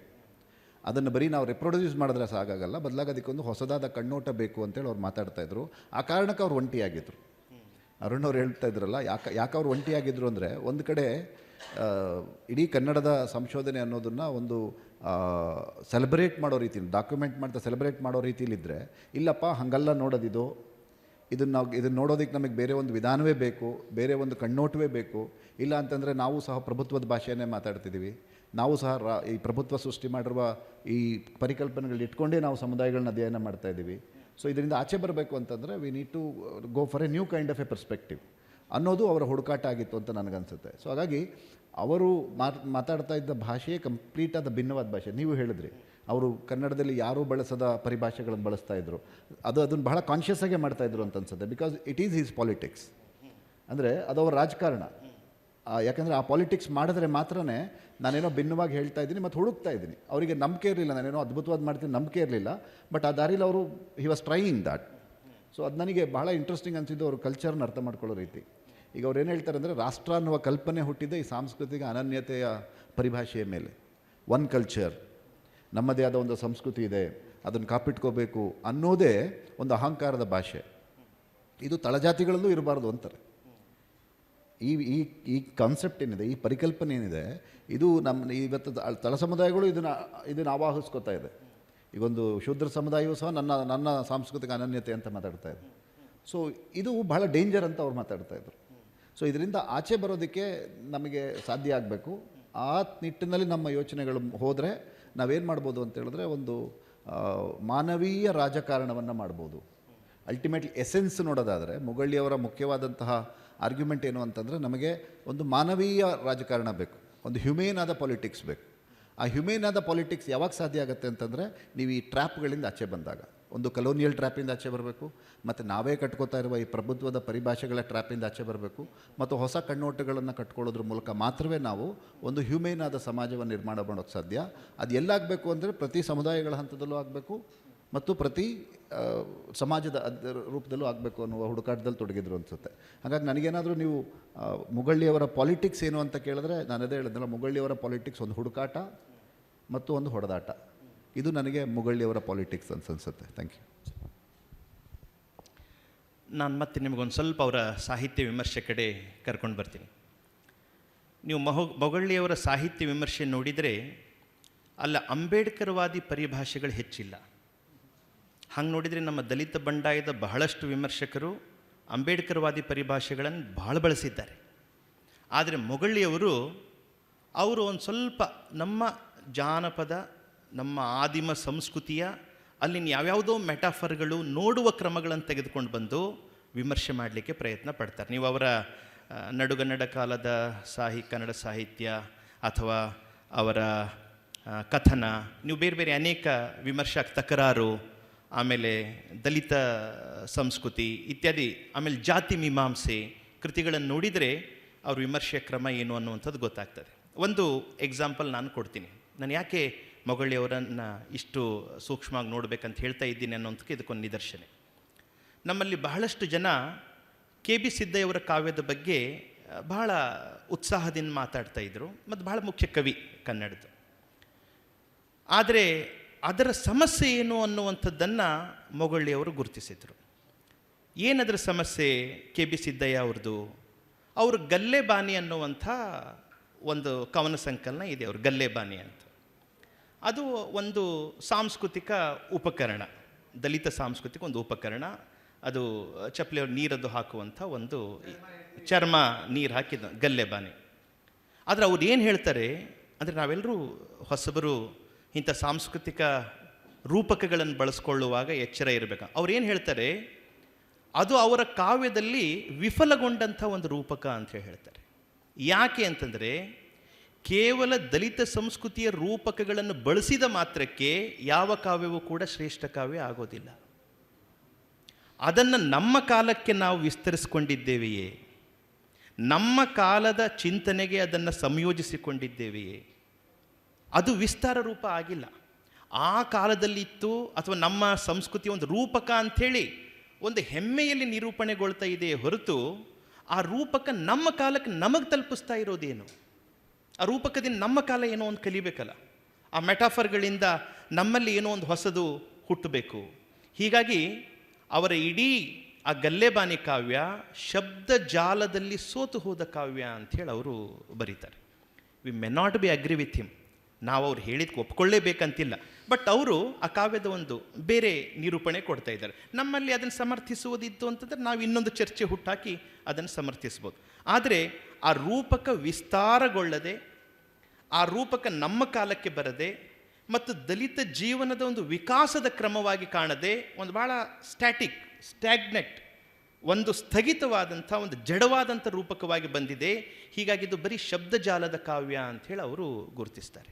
ಅಂದರೆ ಮೊಗಳ್ಳಿ ದಲಿತ ಕಾವ್ಯ ಅಂದ ಮಾತ್ರಕ್ಕೆ ಅದೆಲ್ಲವನ್ನು ಬಹಳ ವೈಭವೀಕರಿಸಿನೇ ಬರೀತಾರಂತನೂ ಏನಲ್ಲ. ಅವರು ಆ ಸಂಸ್ಕೃತಿಯ ಏನಂತಾರ ಇನ್ಸೈಡ್ ಕ್ರಿಟಿಕ್, ಒಂಥರ ಒಂದು ಸ್ವವಿಮರ್ಶೆ, ಒಂದು ಒಳ ವಿಮರ್ಶೆಯ ರೂಪದಲ್ಲೂ ಕೂಡ ಬರೀತಾರೆ. ಅಂದರೆ ನಾವು ನಮ್ಮ ಕಾಲಕ್ಕೆ ವಿಸ್ತರಿಸಬೇಕಾದಂಥ ರೂಪಕಗಳು ಯಾವುವು? ಹೌದು, ಬಸವಿ ಕ್ರಮ ಹಿಂದೆ ಇತ್ತು, ಇನ್ಯಾವುದೋ ಒಂದು ಕಿಚ್ಚು ಹಾಯುವ ಕ್ರಮ ಇತ್ತು. ಅದು ನಮ್ಮ ಸಂಸ್ಕೃತಿಯ ರೂಪಕ ಅಂದ ಮಾತ್ರಕ್ಕೆ ನಮ್ಮ ಕಾಲದಲ್ಲಿ ಅದನ್ನು ಮತ್ತೆ ಸ್ಥಾಪಿಸಲಿಕ್ಕೆ ಆಗೋದಿಲ್ಲ. ಬಹಳಷ್ಟು ಸಲ ಕವಿಗಳು ಶಬ್ದಜಾಲದಲ್ಲಿ ಸಿಲುಕಿ ಅದರ ಸಾಂಸ್ಕೃತಿಕ ಭಾರವನ್ನು ಮರೆತು ಬಿಡ್ತಾರೆ ಅನ್ನುವಂಥದ್ದು ಮೊಗಳ್ಳಿಯವರ ಭಾಳ ಸೂಕ್ಷ್ಮವಾದಂಥ ಒಂದು ವಾದ. ಹೀಗಾಗಿ ಆಮೇಲೆ ಅವರು ಬೇರೆ ಅನೇಕ ಕವಿಗಳ ಬಗ್ಗೆಯೂ ಕೂಡ ಬರೆದಿದ್ದಾರೆ. ನಾನು ಮತ್ತೆ ಮುಂದಿನ ಸಂದರ್ಭದಲ್ಲಿ ಅದನ್ನು ಹೇಳ್ತೀನಿ. ಈಗ ನನ್ನ ಇನ್ನೊಂದು ಪ್ರಶ್ನೆ ಅರುಣ್ಗೆ ಏನು ಅಂತಂದರೆ, ಅರುಣ್ ಅವರು ಒಂದು ದೇಸಿವಾದ ಅಂತ ಹೇಳ್ತಾ ಇದ್ದಾರೆ. ಈಗ ದೇಸಿವಾದವನ್ನು ಕುರಿತು ಬಾಲಚಂದ್ರ ನೆಮ್ಮಾಡಿ ಅವರು ಹೇಳಿದರು, ವೀರಣ್ಣ ದಂಡೆಯವರು ಹೇಳಿದರು, ಆಮೇಲೆ BA ವಿವೇಕ್ ರೈ ಅವರು ಅದ್ರ ಬಗ್ಗೆ ಪ್ರಸ್ತಾಪ ಮಾಡಿದರು. ಅನೇಕರು ದೇಸಿವಾದದ ಬಗ್ಗೆ ಮಾತಾಡಿದ್ದಾರೆ. ಹಾಗಾದರೆ ಮೊಗಳ್ಳಿ ಗಣೇಶ್ ಅವರ ದೇಸಿವಾದ ಕನ್ನಡದ ಉಳಿದ ದೇಸಿವಾದದ ಚಿಂತಕರಿಗಿಂತ ಹೇಗೆ ಭಿನ್ನವಾಗಿದೆ ಮತ್ತು ಯಾವ ನೆಲೆಯಲ್ಲಿ ಅದು ಭಿನ್ನವಾಗಿದೆ ಅಂತ? ಒಂದು ಅಂದರೆ ದೇಸಿವಾದವನ್ನು ಅವರು ಮಂಡಿಸೋ ಟೈಮಲ್ಲಿ ಅದು ಭಾಳ ಸಣ್ಣ ಪುಸ್ತಕ ಅದು. ಆ್ಯಕ್ಚುಲಿ ಅದು ಅವರು ತುಂಬ ಕಿರು ಪುಸ್ತಕ. ಅದರೊಳಗೆ ಅವರು ಇದು ಭಾಳ ಮುಖ್ಯವಾಗಿ ಚರ್ಚೆ ಎತ್ತದು ದಲಿತ್ ಮೆಮೊರೀಸು, ಅಂದರೆ ತಳ ಸಮುದಾಯಗಳ ಮೆಮೊರಿಗಳಲ್ಲಿ ಲೇಯರ್ಗಳಿರುತ್ತೆ ಅಂತ. ಅಂದರೆ ನಾವು ಏನು ಮಾಡ್ತೀವಿ ಅದ್ರ ಮೇಲಿನ ಒಂದು ಲೇಯರ್ ಮಾತ್ರ ತಗೊಂಡು ದೇಸಿ ಅಂತ ನಾವು ಹೇಳಕ್ಕೆ ಶುರು ಮಾಡಿಬಿಡ್ತೀವಿ. ಹಂಗಿಲ್ಲ ಅದು. ಆದರೆ ತಳ ಸಮುದಾಯಗಳು ಅಥವಾ ದಮನಿತ ಸಮುದಾಯಗಳಂತ ಏನು ಹೇಳ್ತೀವಿ, ಆ ದಮನಿತ ಸಮುದಾಯಗಳ ಮೆಮೊರಿ ಇದೆಯಲ್ಲ, ಅಂದರೆ ತಾತ ಮುತ್ತಾತರ ಆ ಮೆಮೊರಿ ಇದೆಯಲ್ಲ, ಆ ಮೆಮೊರಿಗಳ ಲೇಯರ್ಗಳಿದೆ. ಅದರ ಆಳದಿಂದ ನಾವು ಅದನ್ನು ಸಂವೇದನೆ ಮಾಡೋಕ್ಕೂ ಅಂತ. ಅಂದರೆ ನೀವು ಅದನ್ನು ದೇಸಿ ಅಂದ ತಕ್ಷಣ ಒಂದಷ್ಟು ಗಾದೆಗಳು, ಒಂದಷ್ಟು ಇವುಗಳನ್ನ ಇಟ್ಕೊಂಡು ನೀವು ಹಿಂಗೆ ಮೇಲ್ಮೇಲೆ ಏನು ನೋಡ್ತಿದ್ದೀರಲ್ಲ, ಹಂಗಲ್ಲ ಅಂತ. ಆ್ಯಕ್ಚುಲಿ ಅವರು ವಿಶೇಷವಾಗಿ ಅಧ್ಯಯನ ಮಾಡಿದ್ದು ಜನಪದ ಕಥೆಗಳ ಮೇಲೆ. ಜನಪದ ಕಥೆಗಳ ಮೇಲೆ ಅಧ್ಯಯನ ಮಾಡಿದಾಗ ಅವರು ವಿ ಸಿ ರಾಮಚಂದ್ರ ಗೌಡ್ರ ಜೊತೆ ಜಗಳ ಆಗಿ ಅದು ಸಂಶೋಧನೆ ಅರ್ಧಕ್ಕೆ ನಿಲ್ಲುತ್ತೆ. ಯಾಕೆ ಅಂತಂದರೆ ಅವರು ಮೋಟಿವ್ ಫಂಡ್ ಇಂಡೆಕ್ಸ್ ಅಂತಂದು ಒಂದು ಥಿಯರಿ ಬರುತ್ತೆ, ಅದನ್ನು ಇಟ್ಕೊಂಡು ಅಧ್ಯಯನ ಮಾಡಿರಿ ಅಂತ ಅವರು. ಇಲ್ಲ ಅದನ್ನು ಇಟ್ಕೊಂಡ್ರೆ ನೀವು ಕನ್ನಡದ ಇದು ಜನಪದ ಕಥನದ ಒಂದು ದೇಸಿ ಸಿಗಲ್ಲ ಅಂತೇಳಿ ಅವರು ಇಡೀ ಇದನ್ನು ಅವರೊಂದು ಥಿಯರಿ ಫಾರ್ಮ್ ಮಾಡ್ತಾರೆ. ಏನಂತಂದರೆ ನಿಮಗೆ ಯಾವ ಜನಪದದ ಅಂದರೆ ಪ್ರದರ್ಶನ ಆಗುವಂಥದ್ದು, ಅಂದರೆ ಪಬ್ಲಿಕ್ ಎದುರಿಗೆ ಪ್ರದರ್ಶನ ಆಗುವ ಯಾವ ಕಲೆಗಳಲ್ಲೂ ಯಾವ ಇದರೊಳಗೂ ಜನಪದ ಇದರೊಳಗೆ ಪ್ರತಿರೋಧ ಭಾಳ ಢಾಳಾಗಿ ಕಾಣಲ್ಲ. ಇದು ಜನಪದ ಕತೆ ಅದು ಓಪನ್ ಎಂಡೆಡ್ ಪ್ರದರ್ಶನ ಆಗಲ್ಲ. ಅದು ಭಾಳ ಒಂದು ಸೀಮಿತವಾದಂಥ ಮಕ್ಕಳ ಎದುರಿಗೆ ಅಭಿವ್ಯಕ್ತಿ ಆಗುವಂಥ ಒಂದು ಫಾರ್ಮ್ ಅದು. ಅದಕ್ಕೋಸ್ಕರನೇ ಅದರೊಳಗೆ ಒಂದು ಪ್ರತಿರೋಧದ ಭಾಳ ದೊಡ್ಡ ಅಂಶಗಳಿದೆ ಅಂತ. ಯಾಕೆಂದರೆ ಇಡೀ ಜನಪದ ಕಥನದ ಒಳಗೆ ಗೆಲ್ಲೋರೆಲ್ಲ ಅಸಹಾಯಕರು. ಕುರುಡ್ರು ಗೆದ್ದುಬಿಡ್ತಾನೆ, ಕುಂಟನಿಗೆ ಒಂದು ಅಗಾಧವಾದ ಒಂದು ಶಕ್ತಿ ಇದ್ದು ಬಿಡುತ್ತೆ. ಮತ್ತು ಇಡೀ ಜನಪದ ಕಥೆಗಳಲ್ಲೆಲ್ಲ ಭಾಳ ಶಕ್ತಿಯುತರು ಯಾರು ಅಂದರೆ ಮಹಿಳೆಯರು. ಎಣ್ಣೆ ಅದರಲ್ಲಿ ಗೆಲ್ಲೋದು ಅಂದರೆ ಅವಳಿಗೆ ಒಂದು ಅಗಾಧವಾದ ಶಕ್ತಿ ಇರುತ್ತೆ. 7 ಸಮುದ್ರ ದಾಟಿ ಕೀಳು ಸಮುದ್ರ ದಾಟಿ ಅಂತ ಏನು ಅದರದ್ದು ಒಂದು ಲೇಯರ್ ಬರುತ್ತಲ್ಲ, ಇದನ್ನು ಮೊಗಳ್ಳಿಯವರು ಈ ಅರ್ಥದಲ್ಲಿ ದೇಸಿ ಅಂತ ಹೇಳ್ತಾರೆ. ಅಂದರೆ ನೀವು ಅದ್ರ ವಿವರಗಳ ಕಂಟೆಂಟ್ ಅದು ಮೋಟಿವ್ ಇಂಡೆಕ್ಸ್ನ ಇಟ್ಕೊಂಡು ಅದು F5 ನದಿ ನೀರು ಕುಡೀತು, ನರಿ ನೀರು ಕುಡೀತು, ಇದನ್ನೇನೋ ಓಡೋಯ್ತು ಅಂತ ನೀವು ವೆಸ್ಟರ್ನ್ ಇದಕ್ಕೆ ನೀವು ಜೋಡಿಸ್ಕೊಂತ ಹೋದರೆ ಇದ್ರೊಳಗಿರೋ ಒಂದು ಅಗಾಧವಾದ ಸಂವೇದನೆ ಇದೆಯಲ್ಲ.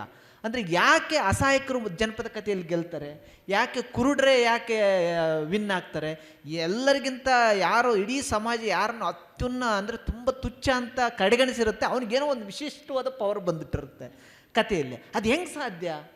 ಸೊ ಈ ಅರ್ಥದಲ್ಲಿ ನಾವು ಆಳಕ್ಕೆ ಹೋಗದೆ ಹೋದರೆ ನೀವು ಜನಪದದ ದೇಸಿಯನ್ನು ಹಿಡಿಯೋಕ್ಕಾಗಲ್ಲ ಅಂತ. ಬಟ್ ನೀವು ಈಗ ವೀರಣ್ಣ ದಂಡೆ ಅವ್ರು ನೋಡ್ರಿ, ಅವರು ಕೂಡ ಮೋಟಿವ್ ಇಂಡೆಕ್ಸ್ನ ಇಡೀ ಗುಲ್ಬರ್ಗದ ಕಥೆಗಳನ್ನ ಇಟ್ಕೊಂಡು ಒಂದು ಪಟ್ಟಿ ಮಾಡ್ತಾರೆ 10 ವರ್ಷ ಅದ್ರ ಮೇಲೆ ಸ್ಟಡಿ ಮಾಡಿದ್ದಾರೆ. ಆಮೇಲೆ ಸಂಧ್ಯಾ ರೆಡ್ಡಿ ಅವರು ಇಂಥದ್ದೇ ಅದೇ ಜನಪದ ಕಥೆಗಳಲ್ಲಿ ಒಂದು 10 ವರ್ಷ ಸ್ಟಡಿ ಮಾಡಿದ್ದಾರೆ. ಆದರೆ ಇವರೆಲ್ಲ ಅವರು ಮೋಟಿವ್ ಇಂಡೆಕ್ಸ್ ಆ್ಯಕ್ಚುಲಿ ನಾನು ಅದು ಜನಪದ ಅಧ್ಯಯನಕಾರ ಆಗಿರೋದ್ರಿಂದ ಮೋಟಿವ್ ಇಂಡೆಕ್ಸ್ ಮಾಡಿದ್ದೇನಂತಂದರೆ ಜಗತ್ತಿನ ಕಥೆಗಳಲ್ಲಿ ಕಾಮನ್ ಆದ ಏನಾದರೂ ಎಲಿಮೆಂಟ್ಸ್ ಇರಬಹುದಾ ಅಂತ. ಅವರು ಸ್ಟಿತ್ ಥಾಮ್ಸನ್ ಅವ್ರು ಮಾಡಿದ್ಕೊಂದು ರೀಸನ್ ಇತ್ತು, ಅಂದರೆ ಜಗತ್ತಿನ ಎಲ್ಲ ಕಥೆಗಳಲ್ಲಿ ಒಂದೇ ಎಳೆ ಏನಾದರೂ ಅದು ಹೋಗಿರ್ಬೋದಾ ಅಂತ ಕಂಡುಹಿಡಿಯೋದಕ್ಕೆ ಅವ್ರು ಮಾಡಿದರು. ಹಾಗಾದ್ರೆ ಇಲ್ಲಿ ವೀರಣ್ಣ ದಂಡೆ ಅವ್ರು ನೀವು ಯಾಕೆ ಮಾಡಿದ್ರು ಅಂದ್ರೆ ಅವ್ರಿಗೆ ಗೊತ್ತಿಲ್ಲ. ಅವ್ರು ಮಾಡಿದ್ರು ನಾವು ಮಾಡಿದ್ವಿ ಅಂತ.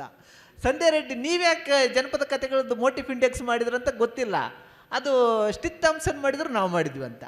ಇದೇ ಮೊಗಳ್ಳಿಗೂ ಮತ್ತು ಇತರರಿಗಿರೋ ದೇಸಿ ಕಲ್ಪನೆಯ ಇದು. ಅಂದರೆ ಜನಪದ ಕಥನದ ಒಳಗೆ ಇರುವಂಥ ಒಂದು ಅಗಾಧವಾದ ಲೋಕಗಳು ಯಾಕೆ ಅಸಹಾಯಕರನ್ನು ಗೆಲ್ಲಿಸುತ್ತೆ, ಯಾಕೆ ಕೆಳಗೆ ಬಿದ್ದವರನ್ನಿಗೆ ಒಂದು ವಿಶೇಷವಾದ ಶಕ್ತಿಯನ್ನು ಕೊಟ್ಬಿಡುತ್ತೆ, ಯಾಕೆ ಹೆಣ್ಣುಗಳು ಅಲ್ಲಿ ಗಂಡುಗಳು ಜನಪದ ಕಥೆಯಲ್ಲಿ ಭಾಳ ಪೇಲವವು, ಅವ ಗಂಡಿನ ಪಾತ್ರಗಳೆಲ್ಲ ಒಂಥರ ಅಂದರೆ ಅಸಹಾಯಕ ಹೆಣ್ಣಿಗೆ ಅಂದರೆ ಹೆಣ್ಣಿಗೆ ಇದು ಇದು ಆಗಿರೋವಂಥವು, ಅಂದರೆ ಸಬಾರ್ಡಿನೇಟ್ ಆಗಿರೋವಂಥವು.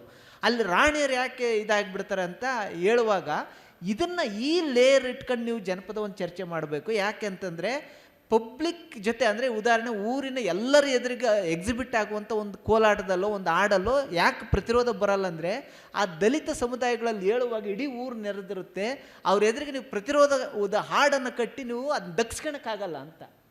ಆದರೆ ತಾಯಂದ್ರೆ ಯಾಕೆ ಈ ಕಥೆಯಲ್ಲಿ ಯಾಕೆ ಅಡಗಿಸಿದ್ರು ಅಂದರೆ ಅಲ್ಲಿ ಆ ಥರದ ಸಮಸ್ಯೆ ಇಲ್ಲ. ಅಲ್ಲಿ ಮಕ್ಕಳಿಗೆ ಹೇಳ್ತಿದ್ರು ಆ ಕಥೆಗಳನ್ನ, ಮಕ್ಕಳಿಗೆ ಹೇಳುವ ಆ ಕಥೆಯಲ್ಲಿ ಪ್ರತಿರೋಧದ ಒಂದು ಅಗಾಧತೆಯನ್ನು ಅಲ್ಲಿದೆ ಅಂತ. ಈ ಒಂದೇ ಕನ್ಫ್ಲಿಕ್ಟಿಗೋಸ್ಕರ ಅವ್ರು PhD ಮಾಡೋಕ್ಕಾಗದೆ ಅದನ್ನ ಬಿಟ್ಟು ಬರ್ತಾರೆ, ನಾನು ಸ್ಟಿತ್ ಥಾಮ್ಸನ್ ಥರ ಮಾಡಲ್ಲ ಅಂತ. ಸೊ ಇದು ಮೊಗಳ್ಳಿಯವರ ದೇಸಿಯಲ್ಲಿರೋ ರೂಟ್ಸ್ ಅಂತ ನನಗನ್ಸುತ್ತೆ. ಇನ್ನೊಂದು ಅವ್ರ ಮೊಗಳ್ಳಿಯವರ ಇಡೀ ಅವರ ದೇಶಿ ಸಂವೇದನೆಯಲ್ಲಿ ಅನಾಥ ಪ್ರಜ್ಞೆ ಮತ್ತೆ ಕಾಡುತ್ತೆ. ಅವ್ರ ಕಥೆಯಲ್ಲೂ ಬರುತ್ತೆ, ಮತ್ತು ಅವರ ಕಲ್ಚರಲ್ ಸ್ಟಡೀಸಲ್ಲಿ ಒಂಥರ ಅವರು ವೈಯಕ್ತಿಕ ಬದುಕಲ್ಲೂ ಕೂಡ ಹಂಗೆ ಕಂಡುಬಿಡ್ತಾರೆ. ಅವರು ಭಾಳ ಒಂಟಿ ಥರ ಅನಾಥ ಪ್ರಜ್ಞೆ ಮತ್ತೆ ಕಾಡುತ್ತೆ. ಬಹುಶಃ ಅವ್ರ ಆತ್ಮಕಥೆ ನೋಡಿದ ಮೇಲೆ ನಮಗೆ ಅದೊಂಚೂರು ಅದಕ್ಕೆ ಉತ್ತರ ಸಿಕ್ತು. ಅಂದರೆ ಅವ್ರ ಬಾಲ್ಯದಲ್ಲಿ ಆಗಿರೋ ಘಟನೆಗಳು, ಅವ್ರ ತಂದೆ ಕ್ರೌರ್ಯ, ಆ ಇಡೀ ಇದು ಅವರು ಅದು ಅಂದರೆ ಲಿಂಕ್ ಆಯಿತು ಅದನ್ನು ನೋಡಿದರೆ. ಸೊ ಇದು ಕೂಡ ಅವರು ಜಾನಪದವನ್ನು ನೋಡುವ ಕ್ರಮವನ್ನು ಬದಲಾಯಿಸ್ತೇನೋ ಅಂತ ನನಗನ್ಸುತ್ತೆ. ಯಾಕಂದರೆ ಅವರು ಅನಾಥ ಪ್ರಜ್ಞೆ ಇತ್ತಲ್ಲ, ಅಂಥದ್ದನ್ನೇ ಅವರು ದೇಸಿ ಹುಡುಕಾಟ ಮಾಡೋಕ್ಕೆ ಶುರು ಮಾಡಿದ್ರು. ಅಂದರೆ ಯಾವುದು ಪೂರ್ತಿ ಸಮಾಜದಿಂದ ತಿರಸ್ಕೃತ ಆಗಿರುತ್ತೆ, ಅಲ್ಲೇನೋ ಒಂದು ಶಕ್ತಿ ಇದೆ, ಅಲ್ಲೇನೋ ಒಂದು ಇದಿದೆ. ಸೊ ಈ ಅರ್ಥದಲ್ಲಿ ಆ್ಯಕ್ಚುಲಿ ಅವರು ನಮ್ಮ ಬೇರೆ ಜನಪದ ವಿದ್ವಾಂಸರ ಥರ ತುಂಬ ಫೀಲ್ಡ್ ವರ್ಕ್ ಮಾಡಿಲ್ಲ, ತುಂಬ ಹಾಡುಗಳು ಅವೆಲ್ಲ ಕತೆ ಪತೆ ಎಲ್ಲ ಸಂಗ್ರಹ ಮಾಡಿಲ್ಲ. ಎಲ್ಲ ಇರೋ ಮೆಟೀರಿಯಲ್ನ ಇಟ್ಕೊಂಡು ಮತ್ತು ಅವರ ಬಾಲ್ಯದ ಅನುಭವನ ಇಟ್ಕೊಂಡು ಅದನ್ನ ವಿಶ್ಲೇಷಣೆ ಮಾಡೋಕ್ಕೆ ಶುರು ಮಾಡ್ತಾರೆ. ಸೊ ನನ್ನ ಪ್ರಕಾರ ಇದು ಅಂದರೆ ನೀವು ಮೆಟೀರಿಯಲ್ ಅಂತ ಏನು ಜನಪದವನ್ನು ಮೆಟೀರಿಯಲ್ ಥರ ನೋಡ್ತಾ ಇದ್ರಲ್ಲ, ಅಂದರೆ ವಿವರಗಳ ಥರ, ಅವರು ಅದನ್ನ ಸಂವೇದನೆಯಾಗಿ ನೋಡಿದರು. ಸೊ ಸಂವೇದನೆಯನ್ನಾಗಿ ನೋಡಿ ಅದರ ಒಳಗೆ ಇರುವಂಥ ಮೆಮೊರಿ ಬಗ್ಗೆ ಮತ್ತೆ ಮಾತಾಡ್ತಾರೆ. ಅಂದರೆ ದಲಿತ ಮೆಮೊರಿ ಇದೆಯಲ್ಲ, ಅದು ಅದರ ಲೇಯರ್ಗಳು ತುಂಬ ಆಳವಾಗಿರ್ತವೆ. ಅದು ನಾವು ನೀವು ನಮ್ಮ ಜನಪದ ಅಧ್ಯಯನಕಾರ ಏನು ಮಾಡ್ತಾರೆ ಅಂದರೆ ಮೇಲಿನ ಲೇಯರ್ ಮಾತ್ರ, ಅಂದರೆ ಮೇಲಿನ ಪದರನ್ನು ಮಾತ್ರ ನೋಡಿಬಿಡ್ತಾರೆ. ಆದರೆ ಅದು ಮುಚ್ಕೊಂಡಿರೋ ಅನೇಕ ಸಂಗತಿಗಳನ್ನ ನಾವು ಅದ್ರ ಒಳಗಿನ ಪದರಗಳಲ್ಲಿ ಆಳದಲ್ಲಿದೆ. ಅದು ಆ ಆಳದಲ್ಲಿರುವ ಆ ನೋವನ್ನು, ಪೇನನ್ನು ನಾವು ಗ್ರಹಿಸೋಕ್ಕಾಗಲ್ಲ ಅಂತ. ಸೊ ಈ ಡೆಪ್ತ್ ಇದೆಯಲ್ಲ, ಬಹುಶಃ ಕನ್ನಡದ ಜಾನಪದ ವಿದ್ವಾಂಸರಿಗೆ ಕ್ಯಾರಿನೇ ಆಗಲಿಲ್ಲ. ಅಂದರೆ ಅವ್ರಿಗೆ ಅರ್ಥನೂ ಆಗಲಿಲ್ಲ ಹೆಚ್ಚು ಕಡಿಮೆ.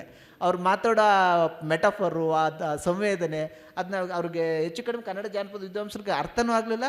ಮತ್ತು ಅದನ್ನು ಅವ್ರನ್ನ ಮತ್ತೆ ಮೊದಲೇ ಹೇಳಿದ್ರೆ ಒಂಟಿ ಮಾಡಿದರೆ ಯಾರು ಅವರು ಆ ಡಿಸ್ಕೋರ್ಸ್ನ ಬೇರೆಯವ್ರು ಯಾರು ಅಟೆಂಪ್ಟೇ ಮಾಡಲಿಲ್ಲ.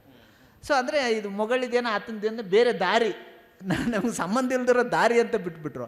ಅದರಿಂದ ಕಳ್ಕೊಂಡಿರೋದು ಹೆಚ್ಚು ಅಂತ ನನಗನ್ಸುತ್ತೆ. ಅಂದರೆ ಮೊಗಳ್ಳಿಯ ಎತ್ತುವ ಪ್ರಶ್ನೆಗಳನ್ನ ಜಾನಪದ ಅಧ್ಯಯನ ತೊಗೊಂಡಿದ್ರೆ, ಅದನ್ನ ಕ್ಯಾರಿ ಮಾಡಿದರೆ, ಅಥವಾ ಅದನ್ನು ಇದು ಮಾಡಿದರೆ, ನಾವು ಈಗೇನು ನಮ್ಮ ಜಾನಪದ ಅಧ್ಯಯನದಲ್ಲಿ ತೀರಾ ಜಾಳ ಆಗಿರೋಂಥ ಒಂದು ರಾಶಿ ಟನ್ಗಟ್ಟಲೆ ವಿಮರ್ಶೆ ಬಂದು ಬಿದ್ದಿದೆಯಲ್ಲ, ಅದು ತಪ್ಪಿತ್ತು ಅಂತ ನನಗೆ ಅನಿಸುತ್ತೆ. ಹಾಂ,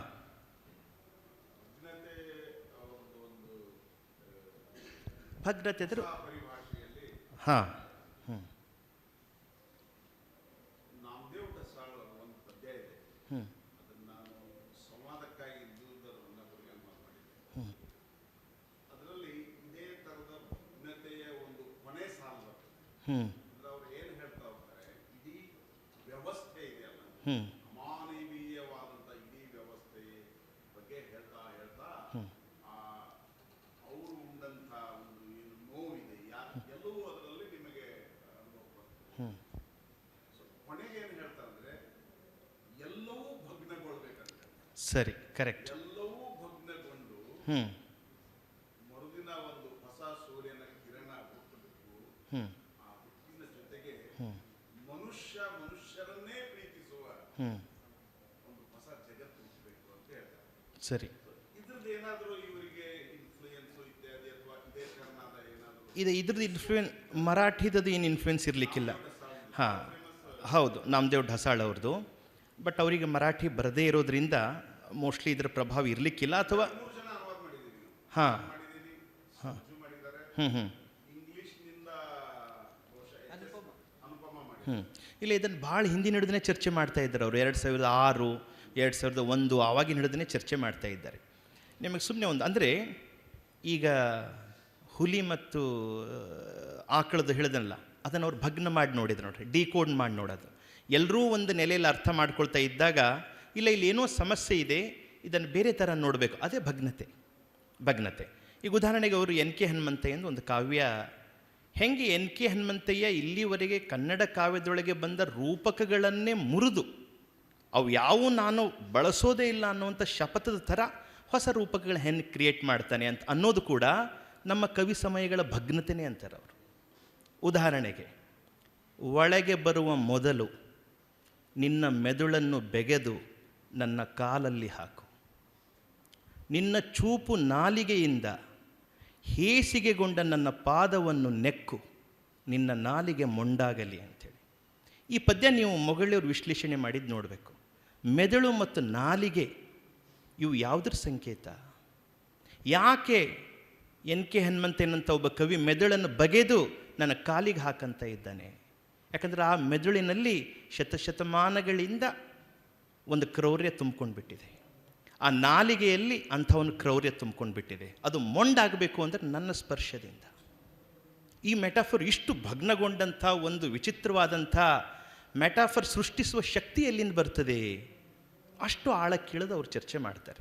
ಹೀಗಾಗಿ ನನಗೆ ಅರುಣ್ ಹೇಳಿದ ಹಾಗೆ ಬಹಳಷ್ಟು ಸಲ ನಾವೇನು ಮಾಡ್ತೀವಿ, ವ್ಯಕ್ತಿಯ ಹೊರಲೋಕದ ಕೆಲವು ನಡವಳಿಕೆಗಳನ್ನು ಇಟ್ಕೊಂಡು ಯಾಕಪ್ಪ ಅವ್ರ ಜೊತೆ ಕಿರಿಕಿರಿ ಅನ್ನೋ ಥರ ದೂರಿದ್ದು ಬಿಡ್ತೀವಿ. ಹೀಗಾಗಿ ಕೆಲವು ಜೀನಿಯಸ್ಗಳು ಅಥವಾ ಈ ಥರದ ರೈಟರ್ಸ್ ಇರ್ತಾರಲ್ಲ, ಅವರ ಎಲ್ಲ ಹೊರ ಸ್ವಭಾವದ ಮಿತಿಗಳನ್ನು ಒಪ್ಕೊಳ್ತಾನೆ ಅವರನ್ನು ಅರ್ಥ ಮಾಡಿಕೊಳ್ಳುವಂಥ ಕೆಲವು ದಾರಿಗಳನ್ನು ಕನ್ನಡ ಕಂಡುಕೊಳ್ಬೇಕು ಅನ್ನಿಸ್ತದೆ. ಇಲ್ಲದೇ ಇದ್ದರೆ ನಮಗೆ ಯಾರೂ ಬೇಡ ಅನ್ನಿಸ್ಬಿಡ್ತದೆ. ಹೀಗಾಗಿ ಎಲ್ಲ ಸಭ್ಯತೆಗಳನ್ನು ಉಡಾಯಿಸಿ ನೋಡಬೇಕು ಅನ್ನುವಂಥ ಒಂದು ಕ್ರಮ ಅವರಿಗೆ ಮುಖ್ಯ ಅಂತ ಅನಿಸಿದೆ. ಆ ದಾರಿಯಲ್ಲಿ ಹೋಗ್ತಾ ಇದ್ದಾರೆ. ಇನ್ನೊಂದು ಪ್ರಶ್ನೆ ಕಿರಣ್ ಇದಕ್ಕೆ ಸಮರ್ಥ ಅಂಥೇಳಿ ಅನ್ನಿಸ್ತು. ಕಿರಣ್ ಅವರು ದಲಿತರು ಮತ್ತು ಜಾಗತೀಕರಣ ಅಂಥೇಳಿ ಒಂದು ಪುಸ್ತಕ ಬರೆದಿದ್ದರು. ಸ್ವಲ್ಪ ಆ ಕಾಲಕ್ಕೆ ಹೆಚ್ಚು ವಿವಾದಕ್ಕೊಳಗಾದಂಥ ಪುಸ್ತಕ ಅದ. ಅಂದರೆ ಜಾಗತೀಕರಣದಿಂದ ದಲಿತರಿಗೆ ಒಂದು ವಿಮೋಚನೆ ಇದೆ. ಯಾಕಂದರೆ ಈ ಸಾಂಪ್ರದಾಯಿಕ ಜಗತ್ತು ಅವರನ್ನು ಹಿಪ್ಪೆ ಮಾಡಿಬಿಟ್ಟಿದೆ, ಒಂದು ಬಿಡುಗಡೆಯಲ್ಲಿ ಇದೆ ಅಂಥೇಳಿ ಅವರು ಹೇಳಿದರು. ನಿಜಕ್ಕೂ ಇದನ್ನು ಬರೆದವರು ಮತ್ತೆ 20-30 ವರ್ಷ ಆಯಿತಾ, ಹಂಪಿಯೊಳಗಿದ್ದಾಗೆ ಬರೆದಿದ್ದರು. ನಿಜಕ್ಕೂ ಒಬ್ಬ ಸೋಷಿಯಲ್ ಸೈಂಟಿಸ್ಟ್ ಆಗಿ ದಲಿತರು ಮತ್ತು ಜಾಗತೀಕರಣದ ಈ ಸಂಬಂಧವನ್ನು ನೀವು ಹೇಗೆ ಅರ್ಥ ಮಾಡ್ಕೊಳ್ಳಿಕ್ಕೆ ಪ್ರಯತ್ನ ಮಾಡ್ತೀರಿ ಮೊಗಳ್ಳಿಯವರ ಚರ್ಚೆ ಹಿನ್ನೆಲೆಯಲ್ಲಿ ಅಂತ? ಆ್ಯಕ್ಚುಲಿ ಹಂಗೆ ನೋಡೋದಾದರೆ ಸಮಾಜ ವಿಜ್ಞಾನಗಳಲ್ಲಿ ಇದು ಚಂದ್ರಭಾನು ಪ್ರಸಾದ್ ಅಂತೇಳಿ ಅವರು ದಲಿತ ಕ್ಯಾಪಿಟಲಿಸಮ್ ಬಗ್ಗೆ ಬಹಳ ಬರೆದವರು. ಅಂದರೆ ದಲಿತರು ಬಂಡವಾಳಗಾರ ಆಗಬೇಕು ಅನ್ನುವಂಥ ವಾದವನ್ನು ಬಹಳ ಪ್ರಭಾವಿಯಾಗಿ ತಂದರು ಚಂದ್ರಭಾನು ಪ್ರಸಾದ್ ಅವರು. ಮೊಗಳ್ಳಿಯವ್ರಿಗೆ ಏನಿತ್ತು ಅಂತಂದರೆ, ನಾವು ಈ ಸಾಂಸ್ಕೃತಿಕ ಮತ್ತು ಈ ಐಡೆಂಟಿಟಿ ಪಾಲಿಟಿಕ್ಸ್ ಮಾಡೋದ್ರ ಮೂಲಕವೇ ದಲಿತರ ವಿಮೋಚನೆ ಸಾಧ್ಯವಿಲ್ಲ. ದಲಿತರ ವಿಮೋಚನೆ ಸಾಧ್ಯ ಆಗಬೇಕು ಅಂತ ಹೇಳಿದ್ರೆ ಅವರ ಮಟೀರಿಯಲ್ ಕಂಡೀಷನ್ ಬದಲಾಗಬೇಕು. ಮಟೀರಿಯಲ್ ಕಂಡೀಷನ್ ಬದಲಾಗಬೇಕು ಅಂತ ಹೇಳಿದ್ರೆ ಅವರು ಜಾಗತೀಕರಣದ ಭಾಗ ಆಗಲೇಬೇಕು ಅಂತೇಳಿ ಅವರು ವಾದ ಮಾಡಿದರು ಆರಂಭದ ದಿನಗಳಲ್ಲಿ. ಅಂದರೆ ದಲಿತರ ವಿಮೋಚನೆ ಅನ್ನೋದು ಅವರ ಆರ್ಥಿಕ ಸಂಪನ್ಮೂಲ, ಆರ್ಥಿಕ ಮಟೀರಿಯಲ್ನ ಭಾಗ. ಅದು ಹೊರತಾಗಿ ಬರೀ ನೀವೊಂದು ಅದು ಐಡೆಂಟಿಟಿ ಪಾಲಿಟಿಕ್ಸ್ ಮಾಡಿ, ಅದು ಕಲ್ಚರಲ್ ಪಾಲಿಟಿಕ್ಸ್ ಮಾಡೋದ್ರ ಮೂಲಕ ದಲಿತರ ವಿಮೋಚನೆ ಸಾಧ್ಯ ಇಲ್ಲ. ದಲಿತರ ವಿಮೋಚನೆ ಬದಲಾಗಬೇಕು ಅಂತ ಹೇಳಿದ್ರೆ 100% ಅವರಿಗೊಂದು ಮಟೀರಿಯಲ್ ಕಂಫರ್ಟಬಲ್ ಬೇಕು. ಹಾಗಾಗಿ ಆ ಜಾಗತೀಕರಣದ ಭಾಗ ಆಗೋ ಮೂಲಕ ಆರ್ಥಿಕವಾಗಿ ಸಬಲರಾದರೆ, ಆರ್ಥಿಕವಾಗಿ ಅವರು ಸದೃಢರಾದರೆ, ಆಗ ದಲಿತ ಪಾಲಿಟಿಕ್ಸ್ ಬೇರೆ ಥರದ ಒಂದು ಹೊಳವುಗಳನ್ನು ತಗೊಳುತ್ತೆ ಅನ್ನೋ ಒಂದು ಆರ್ಗ್ಯುಮೆಂಟನ್ನು ಅವ್ರು ಮಾಡಿದರು. ಬಟ್ ಆದರೆ ಆದಷ್ಟು ಬೇಗ ಅದರಿಂದ ವಾಪಸ್ ಬಂದರು ಅಂತ ನನಗನ್ಸುತ್ತೆ, ರೈಟ್? ಯಾಕಂದರೆ ಜಾಗತೀಕರಣಕ್ಕಿರುವಂತಹ ಒಂದು ರಾಜಕಾರಣ ಏನಿದೆ, ಆ ರಾಜಕಾರಣ ಅನ್ನೋದು ಬಹಳ ಅಪಾಯಕಾರಿಯಾದ ರಾಜಕಾರಣ ಅಂತ ಅವ್ರಿಗೆ ಅರ್ಥ ಆಯಿತು. ಮತ್ತು ಅವ್ರು ಬೇಗ ಆಚೆ ಬಂದು ಅವರ ವಾದಗಳನ್ನು ಬೇರೆ ಥರದಲ್ಲಿ ಮಂಡಿಸೋದಕ್ಕೆ ಪ್ರಯತ್ನ ಮಾಡಿದ್ರು. ನಾನು ಅದನ್ನೇ ಹೇಳಿದ್ದು, ಯಾಕೆ ಮೊಗಳ್ಳಿಯವರು ಈ ಥರ ಶಿಫ್ಟಿಗೆ ಒಳಗಾಗ್ತಾರೆ ಅಂತೇಳಿ ಅವ್ರು ಏನೋ ಹುಡುಕ್ತಾ ಇದ್ದಾರೆ. ಈಗ ಅವರೊಂದು ಸಿದ್ಧ ಮಾದರಿಗೆ ಜೋತ್ ಬಿದ್ದಿಲ್ಲ, ಅವರೇನೋ ಹುಡುಕ್ತಾ ಇದ್ದಾರೆ. ಇಲ್ಲೊಂದು ಹಾದಿ ಇದೆಯಾ, ಅಲ್ಲೊಂದು ಹಾದಿ ಇದೆಯಾ, ಮತ್ತೊಂದು ಹಾದಿ ಇದೆಯಾ ಅಂತ ಹುಡುಕ್ತಾ ಇದ್ದಾರೆ. ಬಟ್ ನಮ್ಮಲ್ಲಿ ಏನಾಗುತ್ತೆ ಅಂತಂದರೆ, ನೀನು ಈಗಾಗಲೇ ಮಂಡಿಸಿರುವ ಸಿದ್ಧಾಂತವನ್ನು ಅಥವಾ ವಾದವನ್ನು ಎಷ್ಟು ಪ್ರಖರವಾಗಿ ತಿಳಿದಿದ್ದೀಯಾ ಅನ್ನೋದ್ರ ಮೇಲೆ, ಮಂಡಿಸ್ತೀಯ ಅನ್ನೋದ್ರ ಮೇಲೆ ನೀನು ಎಲ್ಲಿದೆಯಾ ಅಂತ ಇವ್ಯಾಲ್ಯುವೇಟ್ ಮಾಡ್ತೀವಿ. ಮೊಗಳ್ಳಿಯವ್ರು ಹಂಗೆ ಇರಲೇ ಇಲ್ಲ. ಮೊಗಳ್ಳಿಯವರು ಏನು ಮಾಡ್ತಾಯಿದ್ರು, ಜಾಗತೀಕರಣ ಬರ್ತಾ ಇದೆಯಾ ನೋಡೋಣ, ಅದರ ಜೊತೆ ನಮ್ಮ ಡೈಲಾಗ್ ಸಾಧ್ಯವ ನೋಡೋಣ. ಡೈಲಾಗ್ ಸಾಧ್ಯವಾಗಿಲ್ಲ ಅಂತ ಹೇಳಿದ್ರೆ ಮತ್ತೊಂದು ಸ್ವವಿಮರ್ಶೆ ಮಾಡ್ಕೊಳ್ಳೋಣ, ಆತ್ಮವಿಮರ್ಶೆ ಮಾಡ್ಕೊಳ್ಳೋಣ ಅನ್ನೋ ಥರದ ಒಂದು ಪಾಲಿಟಿಕ್ಸ್ ಮಾಡ್ತಾಯಿದ್ರು. ಸೊ ಮತ್ತವರು ಅದೇ ಹೇಳಿದ್ದು, ಅವರು ಜಾಗತೀಕರಣ ಮತ್ತು ದಲಿತರು ಬರೆದಾದ ನಂತರದಲ್ಲಿ he was not comfortable with his own argument. ಅವರ ಆರ್ಗ್ಯುಮೆಂಟ್ ಬಗ್ಗೆನೇ ಕಂಫರ್ಟಬಲ್ ಇರಲಿಲ್ಲ ಅವರು. ಹಾಗಾಗಿ ಅದು ವಾಪಸ್ ಬಂದು ಮತ್ತೆ ಅವರು ಬೇರೆ ಥರದ ಆಲೋಚನೆಗಳನ್ನು, ಬೇರೆ ಥರದ ನಿರೂಪಣೆಗಳನ್ನು ಮಾಡಿದ್ದನ್ನು ನಾವು ನೋಡಿದ್ದೀವಿ. ಸೊ ಹಾಗಾಗಿ ಅವರ ರಾಜಕಾರಣದ, ಅಂದರೆ ನನಗನ್ಸೋದು ಏನಂತ ಹೇಳಿದ್ರೆ, ಅವರ ಒಟ್ಟು ವಾದ ಅನ್ನೋದೇನಾಗಿತ್ತು ಅಂತ ಹೇಳಿದ್ರೆ, ಒಂದು ಸರ್ಚ್ ಫಾರ್ ಸಮಥಿಂಗ್ ನ್ಯೂ, ಒಂದು ಹೊಸದಕ್ಕೇನೋ ಹುಡುಕಬೇಕು ಅನ್ನೋ ಥರದಲ್ಲೇ ಮಾಡ್ತಾಯಿದ್ರು. ಆ ಕಾರಣಕ್ಕೇ ಎಲ್ಲದೂ ಬಂದಿದ್ದು ಅಂತ, ರೈಟ್? ನಾವು ಅವ್ರ ವಿಷಯದಲ್ಲಿ ಇನ್ನೊಂದು ನೆನಪಿಡಬೇಕೇನು ಅಂತಂದರೆ, ದೇವನೂರು ಮಹಾದೇವ್ ಅವರ ನಂತರ ಕನ್ನಡ ಕಥೆಗಳಿಗೆ ಒಂದು ಹೊಸ ತಿರುವನ್ನು ಕೊಟ್ಟಂಥವರು ಮೊಗಳ್ಳಿ ಗಣೇಶ್. ಆವಾಗ ನಾನು ಸಾಲಿ ಅರುಣ್ ನಮ್ಗಿಂತ ಒಂದು ಸ್ವಲ್ಪ ಚಿಕ್ಕವನು, ಪೀರು ಎಲ್ಲ ಬರಿತಾ ಇದ್ದಾಗ ಪ್ರಜಾವಾಣಿಯಲ್ಲಿ ನಮಗೆ ಇವು ಒಂದು 4-5 ಹೆಸರು, ಅಂಬರೀಷ್ ನುಗುಡೋಣಿ, ಅಬ್ದುಲ್ ರಶೀದು, ಮೊಗಳ್ಳಿ ಗಣೇಶು, ಜಯಂತ್ ಕೈಕಿಣಿ, ವಿವೇಕ್ ಶಾನ್, ಇವೊಂದು 4-5 ಹೆಸರು, ಬಿ ಟಿ ಜಾಹ್ನವಿ, ಭಾಳ ಒಂಥರ ಸ್ಟಾರ್ಸ್ ಥರ ಉಲ್ಕೆಗಳ ಥರ ಇದ್ದವು. ಆದರೆ ಇತ್ತೀಚೆಗೆ ಅವರ ಕಥೆಗಳ ಬಗ್ಗೆ ನನಗೂ ಅಷ್ಟು ಸಮಾಧಾನ ಇಲ್ಲ. ಯಾಕಂದರೆ ಅವು ಆ ಕಡೆ ಕಥೆಯೂ ಆಗದೆ ಈ ಕಡೆ ಪ್ರಬಂಧವೂ ಆಗದೆ ಒಂದು ನಡುವಿನ ಒಂದು ನಿರೂಪಣಾ ಕ್ರಮದಲ್ಲಿ ಏನೋ ಸಿಲುಕಿ ಹಾಕ್ಕೊಂಡ ಹಾಗೆ ಅನ್ನಿಸ್ತಾ ಇದೆ ನೋಡಿ. ಅದಕ್ಕೆ ಅವ್ರ ಬುಗುರಿ ಕಥೆ ನಮಗೆ ನೆನಪಿದೆ, ಚಲುವನ ಮೂಲಕ ಅವರು ಜೀವನವನ್ನು ಶೋಧಿಸಿದ ಪರಿ, ಅಲ್ಲಿ ಆ ಅಳು ಈಗಲೂ ನೆನಪಿದೆ, ಒಂದು ಹಳೆಯ ಚಡ್ಡಿಯ ಕಥೆ ನೆನಪಿದೆ, ಭತ್ತ ನೆನಪಿದೆ, ತೋಪು ನೆನಪಿದೆ. ಆದರೆ ಇತ್ತೀಚೆಗೆ ಅವರು ಬರ್ತಿರುವಂಥ ಕಥೆಗಳಲ್ಲಿ ಏನೋ ಒಂದು ಅವಸರದ ಪ್ರಜ್ಞೆ ಇದೆ ಅಂಥೇಳಿ ಅನ್ನಿಸ್ತದೆ. ಆಮೇಲೆ ಅವರು ಯಾವುದನ್ನು ಕೆ ಬಿ ಸಿದ್ದಯ್ಯ ಅವರ ಕಾವ್ಯವನ್ನು ವಿಮರ್ಶೆ ಮಾಡುವಾಗ ಶಬ್ದ ಜಾಲ ಅಂತ ಇದ್ದಾರೆ, ಅಂಥದ್ದೇ ಒಂದು ವಿಚಿತ್ರ ಶಬ್ದ ಜಾಲಕ್ಕೆ ಸ್ವತಃ ಮೊಗಳ್ಳಿಯವರು ಒಳಗಾಗಿದ್ದಾರೇನೋ ಅಂಥೇಳಿ ಅನ್ನಿಸ್ತದೆ. ಎಷ್ಟು ಸಲ ಅವರು ಕೆಲವು ವಿಮರ್ಶೆಗಳು, ಕೆಲವು ಕಥೆಗಳು ನೋಡಿದಾಗ, ಅಂದರೆ ಉತ್ಕಟವಾಗಿ ಬರೆಯುವುದಷ್ಟೇ ಸೃಜನಶೀಲತೆ ಅಲ್ಲ ಅನ್ನುವಂಥದ್ದು ಮೊಗಳ್ಳಿಯವರ ವಿಮರ್ಶಾ ಲೇಖನಗಳು ನೋಡಿದಾಗ ನನಗೆ ಅದಕ್ಕೆ ಇನ್ನೊಂದೇನೋ ಬೇಕು, ಅದಕ್ಕೆ ಇನ್ನೊಂದೇನೋ ಬೇರೆ ದಿಕ್ಕು, ಬೇರೆ ಒಂದು ವಿಷನ್ನು ಬೇಕು. ಇಲ್ಲದೇ ಇದ್ದರೆ ಅದು ಬರೀ ನಿಗಿ ಕೆಂಡಾಗಿ ಅಷ್ಟೇ ಕಾಣಿಸ್ಕೊಳ್ಳುವಂಥ ಒಂದು ಅಪಾಯ ಕೂಡ ಇರ್ತದೆ. ಅಂಥ ಒಂದು ಸಣ್ಣ ಅಪಾಯ ಅವರ ಹೊಸ ಕಥೆಗಳಲ್ಲಿ ಇದೆ. ಆದರೆ ಅರುಣ್, ನನಗೆ ಇನ್ನೊಂದು ನಿನಗೇನು ಕೇಳಬೇಕಾಗಿದೆ ಅಂತಂದರೆ, ಅವರು ಒಂದು ಕಡೆ ಬರೆದಿದ್ದಾರೆ, ನಾನು ಕನ್ನಡದಲ್ಲಿ ನಡೀತಾ ಇರುವಂಥ ಈ ಸಾಂಸ್ಕೃತಿಕ ಚರ್ಚೆ ಇದೆಯಲ್ಲ, ಇದನ್ನು ಜಾನಪದದಿಂದಲೇ ಹೆಚ್ಚು ಪ್ರವೇಶ ಮಾಡಿದೆ, ಜಾನಪದದ ತಿಳುವಳಿಕೆಯ ಮೂಲಕ. ಇದನ್ನೊಂದು ಸ್ವಲ್ಪ ಅತಿ ಮಾಡಿದ್ನೇನೋ ಅಂಥೇಳಿ ಅನ್ನಿಸ್ತಾ ಇದೆ ನನಗೆ. ಆಮೇಲೆ ಎಷ್ಟೋ ಸಲ ಈ ಜಾನಪದವನ್ನು ಅತಿಯಾಗಿ ಬಳಸಿ ನಮ್ಮ ಸಂಸ್ಕೃತಿ ಚಿಂತನೆಗೆ ನಾನು ತಪ್ಪು ಮಾಡಿದೆ ಅಂಥೇಳಿ ಈಗ ಅನ್ನಿಸ್ತಾ ಇದೆ ಅಂಥೇಳಿ ಬರ್ಕೊಂಡಾರೆ. ಈ ಒಂದು ಅಪಾಲಜಿಟಿಕಲ್ ಆದಂಥ ಈ ತಪ್ಪೊಪ್ಪಿಗೆಯ ಒಂದು ಮನಸ್ಸು ಯಾಕೆ ನಿರ್ಮಾಣ ಆಗಿರಬಹುದು ಅಂಥೇಳಿ ಅನ್ನಿಸ್ತದೆ ಅಂತ. ಪೂರಕ ಒಂದು ಮಾತು ಹೇಳ್ತೀನಿ, ನನಗೆ ಹೇಳಿದವರು ಅವ್ರದ್ದು ಒಂದು ಕತೆ ಸುಧಾದೊಳಗೆ ಬರ್ತದೆ. ಆ ಕಥೆಯನ್ನು ಅವರು ಕಳಿಸಿದಾಗ ನಂಗೆ ಇದನ್ನ ರಂಗನಾಥರಾವ್ ಇಲ್ಲ ಅವ್ರು ಹೇಳಿದ್ದು ಅದು ಪ್ರಬಂಧ ಅಂತ ಹಾಕ್ತಾರ. ನೀವು ಹೇಳಿಲ್ಲ ಸರ್, ಮೊಗಳಿಯವರು ಹೋಗಿ ಜಗಳ ಮಾಡ್ತಾರಂತ, ನಾನು ಕಥೆಯನ್ನು ಕಳಿಸಿದ್ದೀನಿ, ಪ್ರಬಂಧ ಯಾಕೆ ಹಾಕಿದ್ದೀರಿ ಅಂತೇಳಿ. ಸೊ ಇದು ನೀವು ಹೇಳಿದಕ್ಕೆ ನಾನು ಪೂರಕವಾದ, ನಾನು ಕೇಳಿದ ನಂಗೆ ರಂಗನಾಥರಾವ್ ಸರ್ ಹೇಳಿದ್ದೀನಿ, ಎರಡರ ಮಧ್ಯೆ ಎಲ್ಲೋ ನಿರೂಪಣೆ ಹಂಗೆ.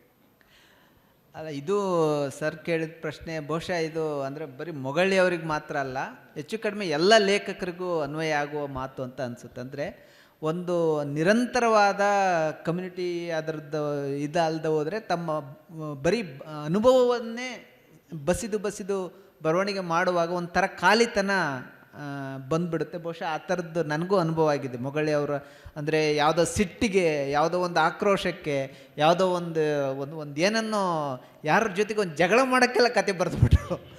ಸೊ ಆ ಟೈಮಲ್ಲೆಲ್ಲ ಕತೆಗಳು ತುಂಬ ವಾಚ್ಯ ಆಗಿರೋದು ಆಗಿದ್ದಿದೆ. ಸೊ ಈ ಥರದ್ದು ಆದಾಗೆಲ್ಲ ಅದು ಕತೆಗಳು ವಾಚ್ಯ ಆಗಿರೋದು ಮತ್ತು ಇದೆ. ಇದು ತಪ್ಪೊಪ್ಪಿಗೆದ್ದು ನನಗೆ ಹೇಳ್ದಂಗೆ ಅದನ್ನ ನನಗೆ ಅದು ಕಷ್ಟ, ಅದನ್ನು ಹೆಂಗೆ ಇದು ಮಾಡೋದು ಅಂತ. ಬಹುಶಃ ಅದನ್ನು ಮೀರೋದಕ್ಕೆ ತುಂಬ ಪ್ರಯತ್ನಗಳು ಮಾಡಿದರು. ಯಾಕೆ ಅಂತಂದರೆ ಒಂದು ಸಲ ಯಾರು ಬಸವರಾಜ್ ಕಲ್ಗುಡಿ ಅವರು ಶಂಭಾ ಜೋಶಿ ಅವರ ರಿಸರ್ಚ್ ಬಗ್ಗೆ ನಮ್ಮಲ್ಲಿ ಕನ್ನಡ ಯೂನಿವರ್ಸಿಟಿಯಲ್ಲಿ ಒಂದು ಸೆಮಿನಾರಿಗೆ ಮಾತಾಡೋಕ್ಕೆ ಬಂದಿದ್ದರು.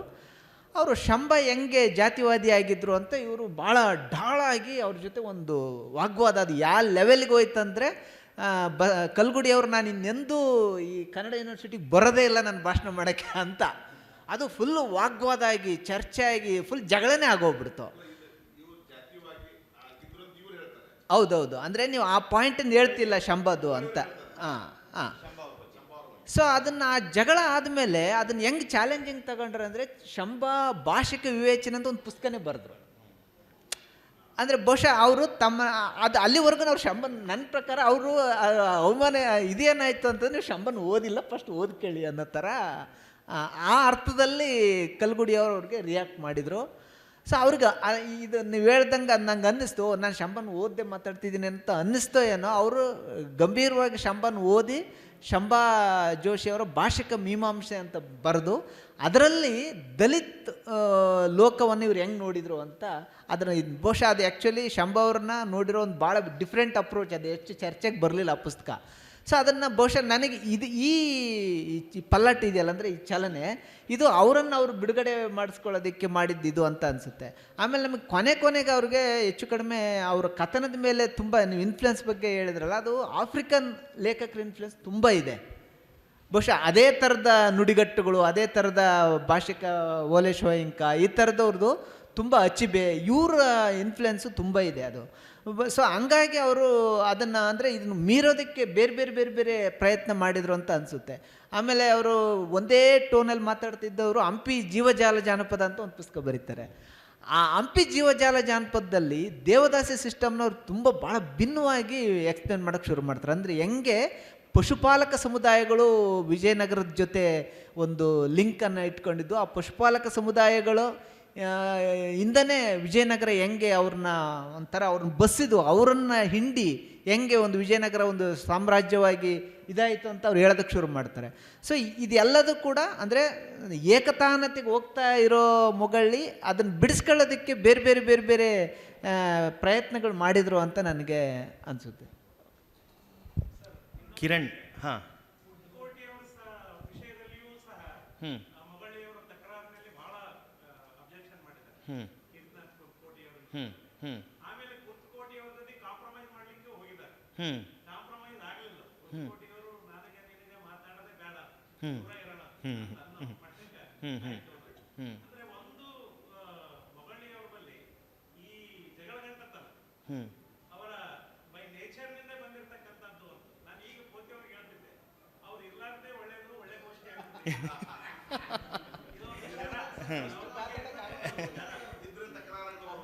ಇಲ್ಲ, ನೀವು ಕುರ್ತಕೋಟಿ ಅವ್ರದ್ದು ಅರ್ಧ ಹೇಳಿದ್ರಿ, ಅದ್ರ ಮುಂದಿನ ಅರ್ಧ ನಾ ಹೇಳ್ತೀನಿ ಕೇಳಿ. ಕುರ್ತಕೋಟಿ ಅವ್ರ ಬಗ್ಗೆ ಇವರು ಭಾಳ ತಕರಾರೆತ್ತಿ ಅವ್ರ ವಿಮರ್ಶೆ ಬಗ್ಗೆ ಬರೆದಿದ್ರು, ಏನೋ ಮಾತಾಡಿದ್ರಂತೆ. ಆಮೇಲೆ ಮತ್ತೆ ಧಾರವಾಡಕ್ಕೆ ಹೋದಾಗ ಅವ್ರಿಗೆ ನಮ್ಮ ಹಿರಿಯ ವಿಮರ್ಶಕರು ಭೇಟಿ ಆಗೋಣ ಅಂಥೇಳಿ ಏನೋ ಹೋಗಿದ್ದಾರೆ, ಅಥವಾ ಫೋನ್ನಲ್ಲಿ ಮಾತಾಡಿದ್ದಾರೆ. ಕಾಂಪ್ರಮೈಸ್ ಅಲ್ಲ, ಕಾಂಪ್ರಮೈಸ್ ಆಗ್ಲಿಕ್ಕೆ ಹೋಗಿಲ್ಲ. ಮತ್ತು ಮೊಗಳಿ ಎಂದು ಕಾಂಪ್ರಮೈಸ್ ಆಗಬೇಕು? ಹಾಂ, ಅವ್ರು ಕಾಂಪ್ರಮೈಸ್ ಆಗಲ್ಲ, ಬೇಕಾದ್ರೆ ಬದಲಾಗಬಹುದು. ಹಾಂ, ಅವರು ಆಗೋದಿಲ್ಲ, ಇವರು ಆಗೋದಿಲ್ಲ, ಒಳ್ಳೇದು, ಬಟ್ ಬದಲಾಗಬಹುದು.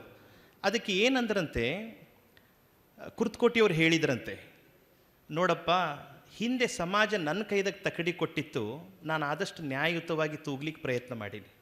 ಈಗ ತಕಡಿ ನಿನ್ನ ಕೈದಾಗ ಸಿಕ್ಕಿದೆ, ಆದಷ್ಟು ಸ್ವಲ್ಪ ನ್ಯಾಯಯುತವಾಗಿ ತೂಗದ ಕಲಿ ಅಂದ್ರಂತೆ. ಹಾಂ, ಇದು ಅವರಿಬ್ಬರ ನಡುವೆ ಅದು ಮಾತು ನನಗೆ ಭಾಳ ಪರಿಣಾಮ ಬೀರ್ತು ಅಂಥೇಳಿ ಮೊಗಳಿಯವರು ಬರ್ಕೊಂಡಿದ್ದಾರೆ ಒಂದು ಕಡೆ. ಹೀಗಾಗಿ ಒಂದು ಭಾಷೆಯಲ್ಲಿ ಹೀಗೆ ಒಂದು ಚರ್ಚೆ ನಡೆದಾಗ ಬೇರೆ ಐಡಿಯಾಗಳು ಬರ್ತವೆ, ಹುಟ್ಕೊಳ್ತವೆ, ಯಾರೋ ಬದಲಾಗ್ತಾರೆ ಅಥವಾ ಹಠದಿಂದ ಹಿಡಿತಾರೆ. ಬಹುಶಃ ಇದೇ ಒಂದು ಭಾಷೆಯ ಚರ್ಚೆಯನ್ನು ಬೆಳೆಸ್ತದೆ ಅಂಥೇಳಿ ಅನ್ನಿಸ್ತದೆ. ಕಿರಣ್ ಏನೋ ಒಂದು ಆ್ಯಡ್ ಮಾಡಲಿಕ್ಕೆ. ನನಗೆ ಈ ಕತೆಗಳ ಬಗ್ಗೆ ಮಾತಾಡ್ತಾ ಇರಬೇಕಾದ್ರೆ ಮೊಗಳಿಯವ್ರದ್ದು ಅನ್ಟಚಬಲ್ ಅಂತ ಒಂದು ಕತೆ, ಅದು ಓದಿದ್ದೀನಿ ನಾನು.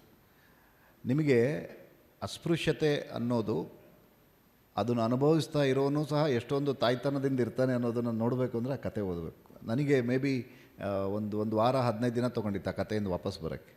ಅಷ್ಟು ಅದ್ಭುತವಾಗಿ ಅವರು ಒಂದು ಕ್ಯಾರೆಕ್ಟರ್ನ ಅದರಲ್ಲಿ ಪೋರ್ಟ್ರೇಟ್ ಮಾಡ್ತಾರೆ. ಆ್ಯಂಡ್ ಒಟ್ಟಾರೆ ನನಗೆ ಕೊನೆಯದಾಗಿ ನಾನು ಒಂದು ಮಾತು ಹೇಳಬೇಕು ಅಂದ್ಕೊಂಡೆ. ಅದೇನು ಅಂತಂದರೆ, ಮೊಗಳಿಯವರ ಒಟ್ಟು ಪಾಲಿಟಿಕ್ಸ್ ಏನಿತ್ತು ಅಂತ ಹೇಳಿದ್ರೆ, ಈ ರಾಷ್ಟ್ರದ ಕಲ್ಪನೆ ಅಂತ ನಾವು ಯಾವುದನ್ನು ಮಾತಾಡ್ತಾ ಇದ್ದೀವಿ, ಇದು ಹುಟ್ಟಿದ್ದೇ ಸ್ವಾಚಾರ್ಯ ಧರ್ಮ ಮತ್ತು ಸಂಸ್ಕೃತಿಯ ಅಹಂಕಾರದ ವ್ಯಸನದಿಂದ.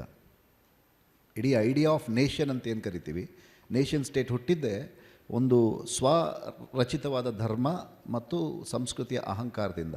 ಇದರಿಂದ ಇದು ನಮ್ಮ ಇಡೀ ಕಲ್ಚರಲ್ ಸ್ಟಡಿನ ಇನ್ಫ್ಲುಯೆನ್ಸ್ ಮಾಡಿದೆ. ಹಾಗಾಗಿ ನಮ್ಮ ಇಡೀ ಕಲ್ಚರಲ್ ಸ್ಟಡಿ ಏನಾಗಿದೆ ಅಂತ ಹೇಳಿದ್ರೆ, ಒಂದು ಜನಾಂಗೀಯವಾದ ಕಣ್ಣೋಟದಿಂದ ಸಮುದಾಯಗಳನ್ನು ನೋಡುವಂಥ ಒಂದು ಪ್ರಜ್ಞೆಗೊಳಗಾಗಿದೆ. ಇದರಿಂದ ನಾವು ಆಚೆ ಬರಬೇಕು ಅಂತ ಹೇಳಿದ್ರೆ we need to do a ಜೈವಿಕ ರಾಜಕಾರಣ. ಈ ಪದನೇ ಬಳಸ್ತಾರವರು. ಒಂದು ಆರ್ಗ್ಯಾನಿಕ್ ಪಾಲಿಟಿಕ್ಸ್ ಮಾಡಬೇಕು, ಒಂದು ಜೈವಿಕ ರಾಜಕಾರಣವನ್ನು ಮಾಡಬೇಕು. ಮತ್ತು ಆ ಜೈವಿಕ ರಾಜಕಾರಣ ಎಲ್ಲಿದೆ ಅಂತ ಹೇಳಿದ್ರೆ ನಮ್ಮ ಜನಪದದ ದಿನ ಬದುಕಿನಲ್ಲಿದೆ, ಅದನ್ನು ಹುಡುಕಬೇಕಷ್ಟೆ. ಸೊ ಹಾಗಾಗಿ ಇದು ನನಗೆ ಅವ್ರು ಕೊಟ್ಟಂಥ ಭಾಳ ದೊಡ್ಡ ಇನ್ಸೈಟ್ ಅಂತ ನನಗನ್ಸುತ್ತೆ. ದ ಆರ್ಗ್ಯಾನಿಕ್ ಪಾಲಿಟಿಕ್ಸ್ ಅಂಥೇಳಿ ನಾವು ಯುರೋಪ್ನಲ್ಲೆಲ್ಲ ಮಾತಾಡ್ತಾ ಇದ್ದೀವಿ, ಆರ್ಗ್ಯಾನಿಕ್ ಇಂಟೆಲೆಕ್ಚುವಲ್ಸ್ ಅಂತೆಲ್ಲ ಮಾತಾಡ್ತಾ ಇದ್ದೀವಲ್ಲ, ಮೊಗಳಿ ಅವರದನ್ನು ಅವರ ಅವ್ಯಕ್ತ ಚರಿತ್ರೆ ಒಳಗಡೆ ಒಂದು ಆಲ್ಟರ್ನೇಟಿವ್ ಆಗಿ ಹೇಳ್ತಾರೆ. ಸೊ ಈ ಜನಾಂಗೀಯವಾದಂತಹ ಕಲ್ಚರಲ್ ಸ್ಟಡಿಗಳಿಂದ ಆಚೆ ಬರಬೇಕು ಅಂತ ಹೇಳಿದ್ರೆ ನಾವೊಂದು ಆರ್ಗ್ಯಾನಿಕ್ ಪಾಲಿಟಿಕ್ಸ್ ಮಾಡಬೇಕು. ಮತ್ತು ಆರ್ಗ್ಯಾನಿಕ್ ಪಾಲಿಟಿಕ್ಸ್ ಎಲ್ಲಿ ಮಾಡಬೇಕು ಅಂತಂದರೆ ಅದು ನಮ್ಮ ಜನ ಬದುಕ್ತಾ ಇರುವಂತಹ ಬದುಕಿನ ಭಾಗವಾಗಿಯೇ ಅದನ್ನು ಹುಡುಕೋಬೇಕಾಗತ್ತೆ. ಅದಿದ್ದ ಹುಡುಕೋಬೇಕು ಅಂತ ಹೇಳಿದ್ರೆ ನೀವು ಡಿಕೊಲೊನೈಸ್ ಆಗಬೇಕು, ಡಿಸ್ಕೂಲಿಂಗ್ ಆಗಬೇಕು. ಬರೀ ಡಿಕೊಲೊನೈಸ್ ಅಲ್ಲ, ಡಿಸ್ಕೂಲಿಂಗ್ ಆಗಬೇಕು. ಯಾರಿಗಾದರೂ ಇಬ್ಬರು ವಿದ್ವಾಂಸರಿಗೆ ನೀವು ಡಿಸ್ಕೂಲಿಂಗ್ ಆಗಬೇಕು ಅಂದರೆ ಮುಗಿದೋಯ್ತು, ಅವ್ರು ಜಗಳ ಮಾಡೋದು ಕಾಯಂ. ಸೊ ಹಾಗಾಗಿ ಮಾತಾಡ್ತಾ ಇದ್ದಿದ್ದು ಮೊಗಳಿಯವರು ಮಾತಾಡ್ತಾ ಇದ್ದದ್ದು ನಿಮ್ಮನ್ನು ನೀವು ಡಿಸ್ಕೂಲ್ ಮಾಡ್ಕೊಳ್ಳಿ. ಡಿಸ್ಕೂಲ್ ಮಾಡ್ಕೊಳ್ಳದೆ ಹೊರತು ನೀವು ಈ ಫ್ರೇಮ್ವರ್ಕಿಂದ ಆಚೆ ಬರೋಕ್ಕೆ ಸಾಧ್ಯ ಆಗಲ್ಲ ಅನ್ನೋದನ್ನು ಅವ್ರು ಮಾತಾಡ್ತಾ ಇದ್ರು. ಆ ಕಾರಣಕ್ಕೆ ಅವ್ರು ಹೊಸ ಹೊಸ ಪರಿಭಾಷೆಗಳನ್ನೆಲ್ಲ ಕೊಟ್ಟಿದ್ದಾರೆ. ಬಟ್ ಅರುಣ್ ಹೇಳ್ದಂಗೆ ನಾವು ಅದನ್ನು ಕ್ಯಾರಿ ಫಾರ್ವರ್ಡ್ ಮಾಡಲಿಲ್ಲ. ಕನ್ನಡದ ಅದು ಅರುಣ್ ಭಾಳ ಚೆನ್ನಾಗಿ ಹೇಳಿದ್ರು ಅದನ್ನು. ಅದು ಕನ್ನಡದ ಜನಪದ ಸ್ಟಡಿಗಾದಂಥ ಭಾಳ ದೊಡ್ಡ ಲಾಸ್ ಅಂತ ಅನಿಸುತ್ತೆ. ಸೊ ಮೇ ಬಿ ಗೊತ್ತಿಲ್ಲ ಯಾಕಾಯಿತು ಅಂಥೇಳಿ. ಸಿದ್ಧ ಮಾದರಿಗಳೇ ಪ್ರಖ್ಯಾತವಾದಾಗ ಈ ಥರದ್ದು ಆಗ್ತಾ ಇರುತ್ತೆ. ಬಟ್ ಒಂದು ಸಿನ್ಸಿಯರ್ ಆದಂತಹ ಒಂದು ಪ್ರಾಮಾಣಿಕವಾದಂತಹ ಸಂಶೋಧನಾ ಅಟೆಂಪ್ಟನ್ನು ಅವರು ತಮ್ಮ ಬದುಕಿನಿದ್ದಕ್ಕೂ ಮಾಡ್ಕೊಂಬಂದಿದ್ದಾರೆ ಅಂತ ನನಗನ್ಸುತ್ತೆ. ಸೊ ಅದನ್ನು ನಾವು ಯಾವಾಗಲೂ ಅಪ್ರಿಷಿಯೇಟ್ ಮಾಡಬೇಕು ಅಂತ ಅನಿಸುತ್ತೆ. Thank you. ಏನು ಹೇಳೋದಿದೆ? ಒಂದು ಅದು ಹೇಳಲೇಬೇಕು. ಭಾಳ ಮುಖ್ಯವಾಗಿ ಅವರೊಂದು ಅಂದರೆ ಕೌಂಟ್ರ್ ಡಿಕ್ಷನರಿ ಥರ ಒಂದು ಮಾಡಿದ್ರು. ಅಂದರೆ ಏನು ಡಿಕ್ಷನರಿ ಏನು ಅರ್ಥಗಳನ್ನ ಕೊಡುತ್ತಲ್ಲ, ಅದನ್ನು ರಿವರ್ಸ್ ಡಿಕ್ಷನರಿ ಮಾಡಿದ್ರು ಅವರು. ಅದು ನಮಗೆ ಅಂದರೆ ನಮ್ಮ ಕ್ಲಾಸಲ್ಲೆಲ್ಲ ಹೇಳ್ತಾಯಿದ್ರು. ಆಮೇಲೆ ಅದನ್ನು ದಲಿತ ಪದಕಥನ ಅಂತ ಒಂದು ಹೆಚ್ಚು ಕಡಿಮೆ ಒಂದು 300 ಪುಟದ ಒಂದು ಪುಸ್ತಕನೇ ಮಾಡಿದ್ರು. ಅದು ಕೂಡ ಹೆಚ್ಚು ಚರ್ಚೆಗೆ ಬರಲಿಲ್ಲ. ಅದು ಏನಂತಂದರೆ ಅಸ್ಪೃಶ್ಯ ಅಂತಂದರೆ ಅಂದರೆ ಮೇಲ್ಜಾತಿಯವ್ರು ಮುಟ್ಟಲ್ಲ ಅಂತ ನಾವು ಮಾತಾಡ್ತಿದ್ದೀವಿ. ಅದನ್ನು ಅವ್ರು ರಿವರ್ಸ್ ಹೇಳಿದರು. ಅವರು ಮುಟ್ಟೋದಕ್ಕೆ ಅವ್ರಿಗೆ ಅರ್ಹತೆ ಇಲ್ಲ ಅಂತ. ಅವ್ರು ಈ ಜಾತೀಯತೆ ಅದು ಇದು ಮಾಡಿ ಅವರು ಕಲುಷಿತರಾಗಿದ್ದಾರೆ. ಅದಕ್ಕೆ ಅವ್ರಿಗೆ ಇವರನ್ನು ಮುಟ್ಟೋದಕ್ಕೆ ಅವ್ರಿಗೆ ಅರ್ಹತೆ ಇಲ್ಲ ಅಂತ ನಾವು ಹೇಳಬೇಕು ಅಂತ. ದೇವಸ್ಥಾನ ಒಳಗೋಗಲ್ಲ ಅಂತ, ದೇವಸ್ಥಾನದ ಒಳಗೋಗಲ್ಲ, ದೇವಸ್ಥಾನಕ್ಕೆ ಇವರು ಒಳಗೋಗಕ್ಕೆ ದೇವಸ್ಥಾನ ಅಷ್ಟು ಅದು ಗಲೀಜು. ಅದು ಅಲ್ಲಿಗೆ ಹಾಕಿರೋಕಂದ್ರೆ ಅವ್ರು ಒಳಗೋಗಕ್ಕೆ ಅರ್ಹತೆ ಇಲ್ಲದೆ ಇರೋಂಥ ಒಂದು ಸ್ಥಳ ಅದು. ಅಲ್ಲಿಗೆ ಯಾಕೆ ಹೋಗ್ಬೇಕಂತ ಇದನ್ನು ಇಡೀ ಅದು ಕೌಂಟರ್ ಡಿಕ್ಷನರಿಯ ದಲಿತ ಪದಕಥನ ಅಂತ ಅದನ್ನ ಮಾಡಿದರು. ಮತ್ತು ಇನ್ನೊಂದು ಹೇಳಬೇಕಾದ ಒಂದು ಸಂಗತಿ, ಅವರ ಆತ್ಮಕಥನದಲ್ಲಿ ಬಹುಶಃ ಕನ್ನಡದಲ್ಲಿ ನನಗೆ ಗೊತ್ತಿರೋಂಗೆ ನನ್ನ ಓದಿನ ಲಿಮಿಟೇಷನ್ಸಲ್ಲಿ ಸಾಕೇತ್ ರಾಜನ್ನ ಬಗ್ಗೆ ಒಂದು ಜೀವಂತವಾದ ಚಿತ್ರವನ್ನು ಕಟ್ಟಿಕೊಟ್ಟಿರೋದು ಆತ್ಮಕಥನದಲ್ಲಿ ಮೊಗಳ್ಳಿ.